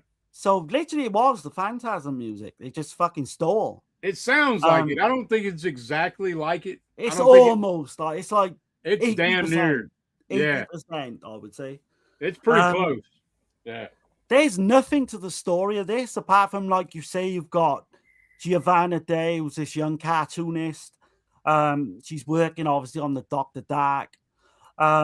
Unfortunately, like all these kind of babysitters starting to get killed. Hey, what do you feel about the opening scene to this in the go-kart racing fucking scene? It's fucking wild, man, isn't it? Yeah, it's just, you see this young girl, right, Irma, and she wanders off with this toy gun. And then you see this black glove killer, and you've got the prongs that take the eyes out, the fucking, and don't he like place glass on the eyes like after when it's he puts glass in their eyes and shit. Yeah. There's nothing to the story of this, really, if you think about it. But I mean, he might have pulled that, like thinking about that now. Like that looks like some shit from like Manhunter, right? Yeah, but completely fucking different, but I know where you're coming from. Oh, yeah. Well, like, it's kind of an insult to mention fucking Manhunt in the same it is. Kind of sentence. Big time, but I mean, I just thought about that. I was like, wait a minute. Manhunter, he put the little mirror shards of glass in her eyes and shit. But there's a scene like they ripped off from Tenebrae in this, then you picked up on it, I'm sure. Where I mean, the plot is so fucking ripped off. They mentioned like the killer with like this drill, And then she turns it on its head from the Tenebrae scene with Peter Neal, where she says, you know, just because I got a fucking, or just because there's a drill, you know, do you think the like Black and Decker is kind of involved? Like, Are you gonna go harass Black and Decker because because somebody killed somebody with a drill? And she says it also about Smith and Wesson. If somebody gets shot with a Smith and Wesson gun, are you gonna go to Smith and Wesson harassing them? And it's like, God damn, that's Peter it's so Neal bad. from fucking Tenebrae. Yeah. And I can kind of see he's probably just doing a homage, but it comes across as like really weak kind of fucking copying, really. Those motherfuckers are straight ripping fucking shit off. They don't care either. Like, look at the fucking Hell of the Living Dead, you know, like, fuck. I mean, you can even put in like the Killer of Babysitters, like Halloween did. Yeah. I'm sure they even thought about that, to be honest. Oh yeah, it's everything but the kitchen sink in this bitch. So it is. Like, it's worth seeing just for her fucking performance alone. How bad like someone can fucking be as an actress. And the dude too, man. Like he's awful, man, as well. He's like, baby, like I don't know, like they go hand in fucking hand. But god damn. And she says the story, right? So when they were making this, all the actors were in the same hotel because they were like on location. Yeah. And she said both of them like woke up in the middle of the night screaming because they took this role so like, you know, close to their heart. And oh man, get the fuck man, it is really bad. It is really bad. Yeah, she definitely tries to shine it up in her interview. I did watch that. Like, do you think she's as bad as the lead actress in Night Killer? I mean, I'm sure they're fucking close. Yeah, they're pretty. They're pretty fucking close. Yeah, they're right there beside each other, I think. But strangely enough, with this, I found like some of the murder scenes in there were kind of done quite well, believe it or not. Yeah. Yeah, you know, it's not, you know, it's done on like a fucking 50 cent. I mean, I'm getting the vibe from Black Belly of the Tarantula a little bit too. Shit. Right? Yeah. With again, I wouldn't put that in the same sentence, but no, but I'm saying the paralysis angle of it, you know.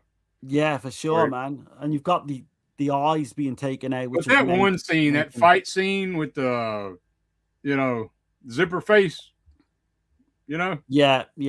Oh God, I was like, are they serious right now? Like the choreography is fucking so bad, man. It's what about the look of the killer with the zipper face? though? That's just fucking so lazy. It's just, you know what I mean? The way it does actually look good on this cover, but it looks good like that, like on the artwork, but like it's just very misleading. I was just say that, you know.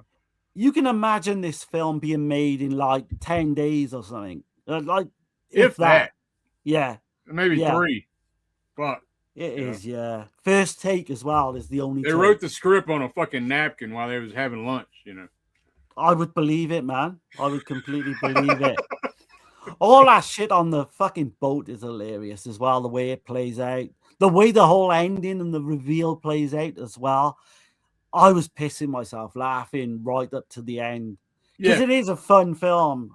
You know what it lacks in quality and filmmaking and all that, it makes up for, I think, in fun. But yeah, she's hysterical. And then watch the interview, guys. Watch the interview afterwards with her. And she's talking about how she's like this up and coming actress, and it's like it's high art or some crazy shit, man. And like I'm just like, really? I'm scratching my head when I'm listening to that shit. So yeah.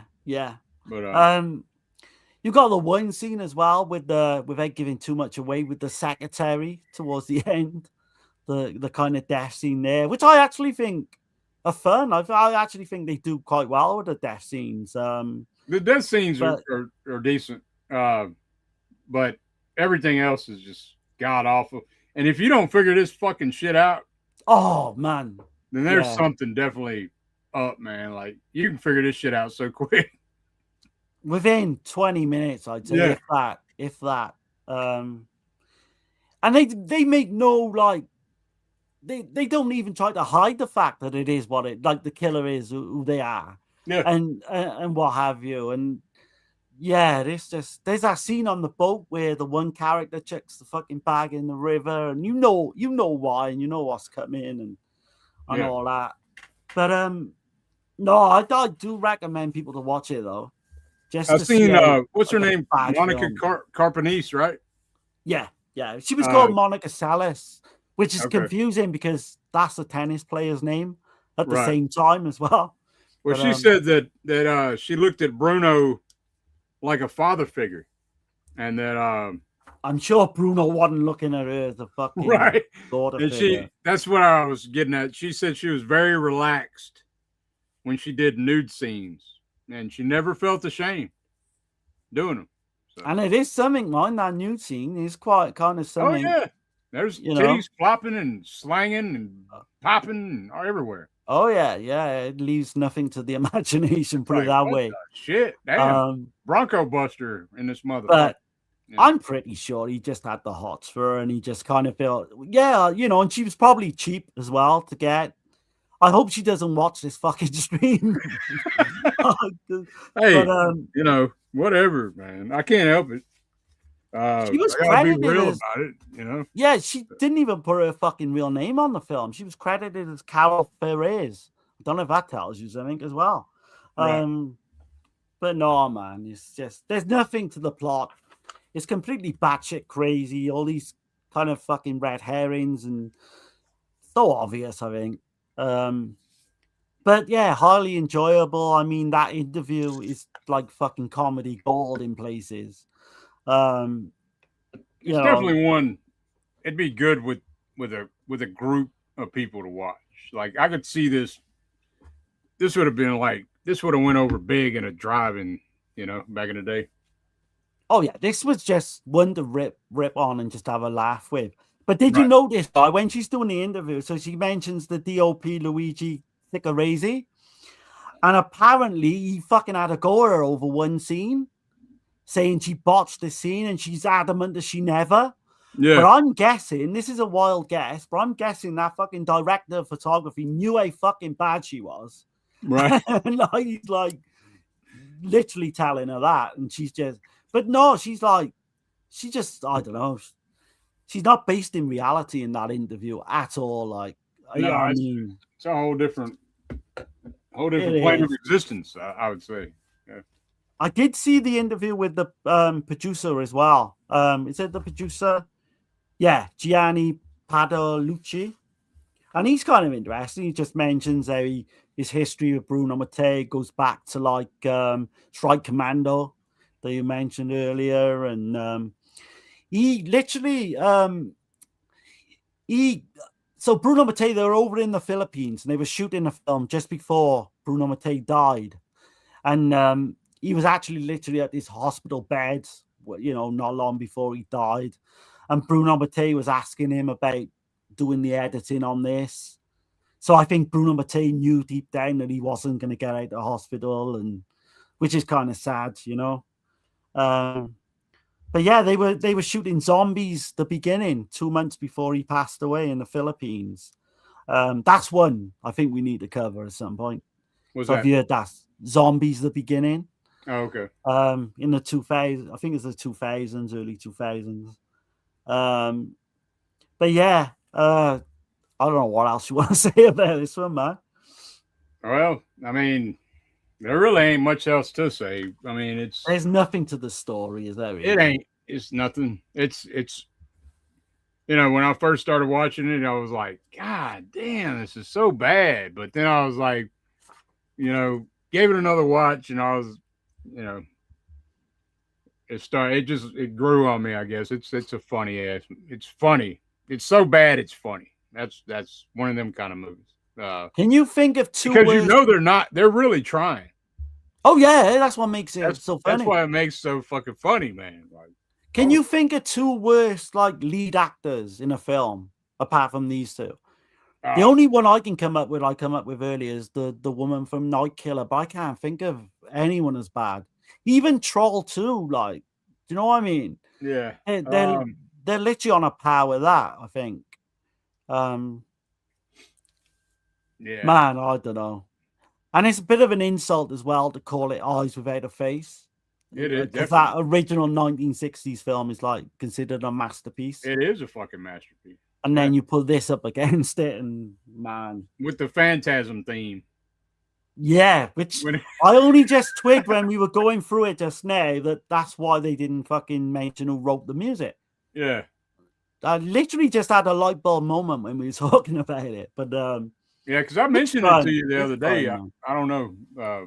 Maybe you did. Yeah. I was like, damn, that sounds just like fucking Phantasm. And you said, oh, it's been a while since I've seen it. Oh, right, okay. So that's why I'm remembering it. Yeah. Because I hadn't seen this for like 20, maybe not 20, maybe like 10, 15 years ago on the bootleg. Yeah. But I mean, for me, it's the worst one of the set, but it's highly enjoyable, if that's anything to say. It's the worst, but it's the best. It's the worst stroke best. Yeah. It's you want to sit down with a bunch of friends and shit and have a beer. Yeah. Like, I think you'll have a lot of fun with this one. So for me, this one, I still got to give it a 5. Like it's a 5 for me as well. I'm not out of this. I'm not out of the reality here. I mean, it's a 5 film. I think that's a generous 5. It really is. Probably really a 3, to be honest. But like maybe a 2. But so entertainment, it's like an 8. I got this one at 5. I got Murder in a Blue Light at a 5, and then I got Boogie Rossi at a 2. So. Oh shit! That makes sense. You hate this fucking set, doesn't it? If you think about it, it's well, I mean, this is not. I mean, this is not one of the better sets. I got to be honest here. Out of all the Vinegar Syndrome Forgotten Gialli, to me, the sweet spot of the sets is between probably volume 3 to volume 8. Okay. Volume 3 to 8. I mean, I know that's quite a bit, but I mean, I can't really, we'd have to go back and watch everything for me to really give you a definitive. Probably my favorite volume is still volume 4. I always get mixed up. So what's the one with that one's got Arabella in it. Yeah, The Killer is Among Us. Is that one? Killer is Among Us, yeah. Yeah. Sister of Ursula. Sister of Ursula, yeah. That's my favorite one. Is that the one in there? I think is it? Yeah. I always get mixed up. This is probably in the bottom kind of 3, 8 of all 9. I would say. The first volume is not that great, to be honest. No, that's the one with Trauma. The 78 film. Fuck. But they always throw in a good title, don't they? Because the one's got like My Dear Killer as one well. Or two. Yeah. Yeah. No, this one, like I'll go back and watch a couple of these, For sure. So this, like, Boogie Rossi is a 7 out of 10 for me, and I know I'm being highly, like, you know what I mean? So the next one, Murder in a Blue Light, is 6, and this one's 5. So I do actually like the set. I'm not gonna kind of diss the set at all, but I'm not dissing the set. I know that it is a quiet viewing, though. I'd say I gotta be real though. This is not one of the stronger sets. So no. But for Murder in a Blue Light to finally get physical release, that's a big deal. So. I mean, it's great to just have these 3 anyway, because they are staying in the obscurity, all 3 of them, for the longest time. Yeah. And just the amount of appreciation, like, for the work they do behind the scenes with the commentaries, because this got a Hysteria Continues commentary. Those guys are fucking great. I love. Like, I'm a big Patreon guy, I follow him on Patreon and all that. Right. I mean, that commentary track, I highly, But I will tell people. I'll stress it again. I mean, I probably don't have to, but Giallo enthusiasts, go ahead and grab the set. If you're not like that, you kind of like a few Giallo, like some Argento, some Fulci, and some Martino and shit. I'd say pass on it. Like if that's if you're limited to those 3, what I'm saying. But if you like Giallo in general, I would say there'll be 1 out of 3 that you'll probably like at least. Yeah. But no, there are some other sets that are better to get. I would point you toward. So for sure. I mean, it's not Argento or anything like that. Fucking No. Lamberto Bava. No. But no, that's been Forgotten Gialli 9, man. Oh yeah, man. We've covered them all so far, right? I believe. Yeah, we will, as long as they come out. We'll keep doing it. Yeah, we'll just keep buying them and keep, Vinegar's not going to give them to us. So, we got to buy the shit to review it. So. I actually think they're well priced as well. I mean, I get them like UK for like 60. That is 60, good considering. 63 for me. Yeah. So that's about, £55 UK. Yeah, like 20 a title. You can't go wrong. You can't go wrong for like the presentation of the box. And I got to give a big shout out to Vinegar Syndrome too, man, because my box came in. And I'll zoom in on this right quick. My box came in, and I know a lot of people be like, what are you bitching about? You see that corner is all fucked up? But, this is one set that I buy, every one of them.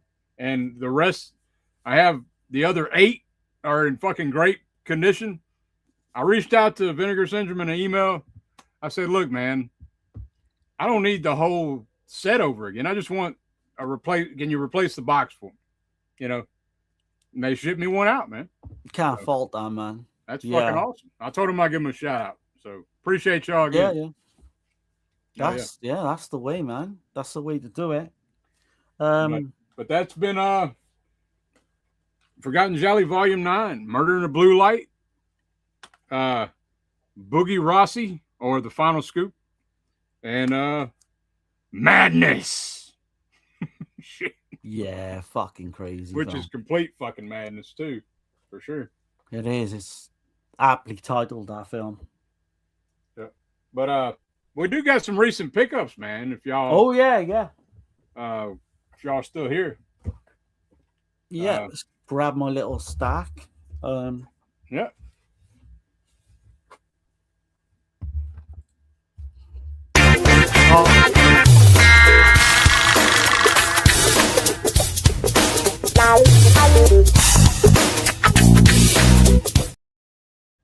All right. I keep forgetting you're going to do that.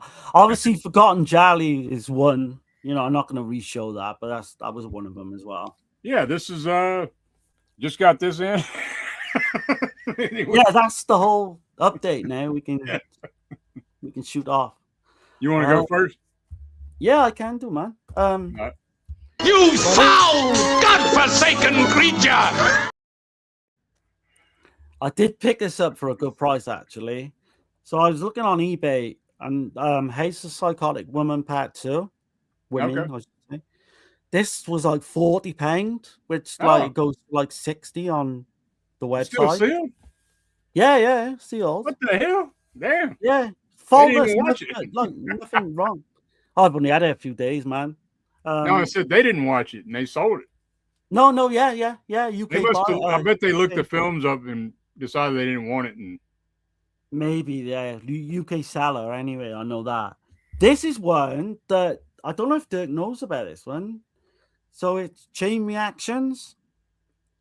Oh, yeah. You did this one, Dirk? Yeah. CK told me about it. So this is like a new documentary about the Texas Chainsaw Massacre. Yeah. And it's seen by filmmakers in general. Stephen King is one of them. Right. So it's not going to be all the same shit that you got on all these different releases. Hopefully, anyway. I've not seen it still sealed, but okay. It is a better American release to this. Yep. That actually shows it's got like 4 or 5 different cuts of Texas Chainsaw Massacre. And like a big ass huge set. I mean, I think that's what CK showed me. Like there was like it's this an big amazing massive set.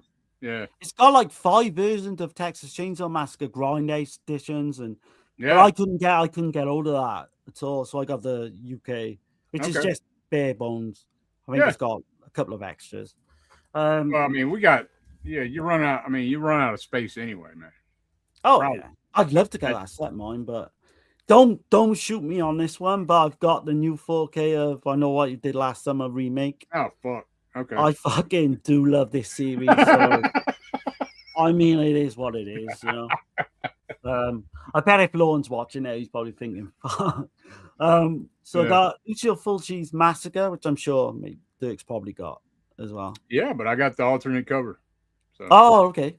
Okay, Yeah. you can show that, yeah. Alternate slip. Elio Petri, We Kill the Old Way. Radiant. Oh, yeah. Yeah, man. I dig Elliot Petri, man. He has some good shit. It's apparently he's got Giallo vibes, so I don't know. So I'm up for that. Okay. I still got his book I got to read, actually. Office Killer, which is a 90s slasher that I really like. Yeah. I've seen it for the longest time, though. That cover art is awful. Look at that. Yeah. That one's kind of pricey right now. It is. It's a decent kind of big, thick edition, but yeah, they could have gone with the Carol Kane, like, original artwork. I got 2 quick books to show. Masks in Horror Cinema, Eyes Without Faces. Ah, okay. This is Alexander Hella Nicholas. Okay, cool. Yeah, I like her. She's really good. Yeah, she's good. The one, like, I've been meaning to get this for the longest time, and I just found out a good price. It's used, which I'm not worried about. It's the big fucking Profondo Argento.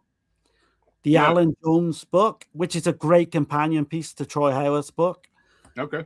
The fucking writing and, like, I don't think you can see it properly, but, like, the photos, the writing, everything in this is fucking amazing. Okay. I've not read it yet, obviously, but it's one I've been just wanting to get hold of. It's always been pricey. Yeah. So I'm excited for that. That's all I got for now. Okay. Awesome. All right, man. Well, I grabbed a few things, and some of that finally came in. So this one here, man, I think you showed yours already, but this fucking movie here, it fucked me up as a child. Really, really hit me hard. That's Salem's Lot, man. So this it's got every cut. Every cut there is, but I remember as a kid, man, my bed was right beside my window and shit. After I watched this movie, I had to fucking go to bed. Yeah. And I was thinking about that scene with the little kid tapping on the glass and all that shit, man. But Salem's Lot, this used to be my favorite vampire film of all time. It's recently gone to number 2 because of Nosferatu, Robert Eggers. Nosferatu. Yeah. Knocked this one to number 2, but still fucking masterpiece film, man. Tobe Hooper. That set is amazing, by the way. Yeah, rest in peace, Tobe Hooper, man. You got the feature on there where you can watch it in 2 episodes like they did when it was on TV. Yeah. You got the whole recap and all that. The commentary tracks as well are fantastic. Yeah. So the first time I saw it. And then I picked this up. I bought this off of there was a seller on Whatnot. I bought it. So that's Grindhouse, the Rodriguez Tarantino Grindhouse double feature with Planet Terror. Oh shit, nice, man. Planet Terror and Death Proof.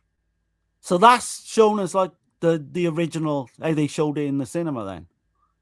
I guess so. I don't know. Oh fuck, awesome. So it's probably got all the extras and all the commercials and all that shit. Yeah, yeah. So yeah, I mean I got it for pretty good price. I think it was like $10 or something off a seller. Killer, man. Nice. So grab that. And then I got Massacre as well, but I got the alternate cover. That kind of remind me of Phantom of the Opera or some shit like Iron Maiden. I do like that cover as well, man. Yeah, that's fucking killer, dude. And I seen it was almost gone, so I just went in and got that one. I was like fucking Eddie of Iron Maiden. Yeah, that's what it reminds me of. So yeah. I'm not too big on the back of it, but I mean, yeah. And we'll definitely be covering that, won't we, at some point? Yeah. The Fulci stuff presents. And I grabbed some of these from the Kino sale. I already had part 1, so I got the Fernando De Leo, the Italian Crime Collection Volume 2. Oh man, I won that as well. You got Naked Violence, Shoot First, Die Later, and Kidnap Syndicate. So, oh man, nice. Yeah. So hell yeah. Grab that. I grabbed this one that I didn't have. With this one's from Romulo Guerreri, Young, Violent, and Dangerous. I've heard good things about that as well, man. Thomas Millian. Thomas Millian, yeah. Yeah, man. So Yeah, I mean, Kino, you can't go wrong with Kino, man. They have, Oh, we got to cover that as well. Definitely. and then I grabbed Ercolani's grandfather's film, right? Death Rides a Horse. Yeah, Giulio Petroni in it. Yeah. Yep. So, yeah. That's So I'm supposed to kind be of one getting of the more best westerns. I'm getting more into the spaghetti westerns, man. I told you recently I watched Once Upon a Time in the West. Fucking amazing fucking film, man. But I grabbed the Mario Bava that I didn't have. Danger Diabolic from Kino, the 4K. Oh, okay. Nice, man. Yeah. So got Marissa Mel in there. I've never seen that one. Yeah. I'm interested in checking it out. It's got kind of horror elements, I think, but it's not a proper horror film, I think. I think he's I like might an be- I might be anti-hero, wrong. if I believe. Yeah, something like that. Yeah. And then I grabbed Bernardo Bertolucci, The Conformist. Oh, that's one I want to see as well. I've heard so many good things about that. Yep. I mean, these were good prices, man. The Kino sale, man. That's a nice edition. That looks, man. And then I grabbed I Madman. Oh, I've always liked that one. Yeah. So I'm really interested to check this one out. I read the plot synopsis on it. This chick, she reads like these crime novel comic books or something, right? Yeah, Is I that would put it on a par with like not as good as, but it's something similar to like Candyman that come out. Yeah. I don't know if you'll get that from it as well, but that's kind of the vibe. It's been such a long time since I've seen it, but it's kind of got the vibe of Candyman. I'm interested to check it out, though. This came out in the 90s, I believe, right? Yeah. 89.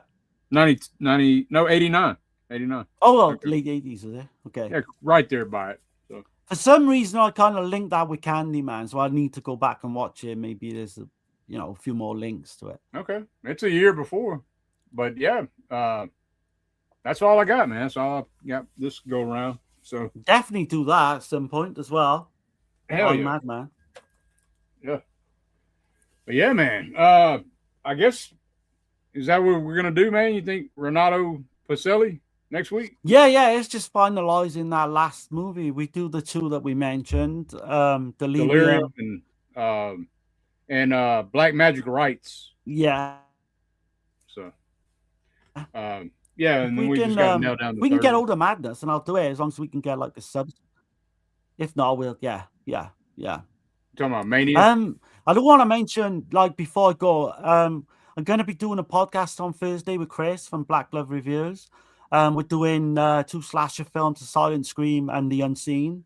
So keep your eyes peeled for that. I think Chris put it out the same night, if I'm, if I'm thinking rightly. Yeah, and we got that next week to come as well. I can't think of anything else. Okay.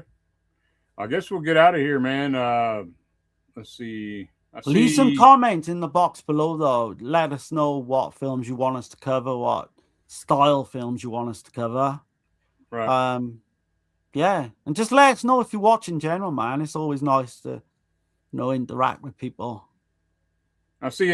We got Fat Pig the Conqueror came in, man. What's going on? He said, What's up, man?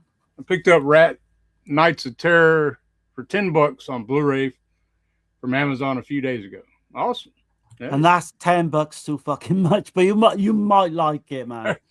It wasn't great for me, but it's in the same vein actually as Madness. It's like a really bad film, but in a fun way. Yeah. Well, man, yeah, y'all have a good week coming up. We're gonna get out of here. It's been great, man. Forgotten Gialli Volume 9, man. Check it out. Definitely, I'd say check it out. You can skip one of them. I already mentioned that one, but check it out anyway. I guess feel the pain. But anyway, I like Boogie Rossi, man. Right. But we're gonna get out of here. Y'all have a good one. Have a good one, guys. I'm sorry, but I think this is a crock of shit.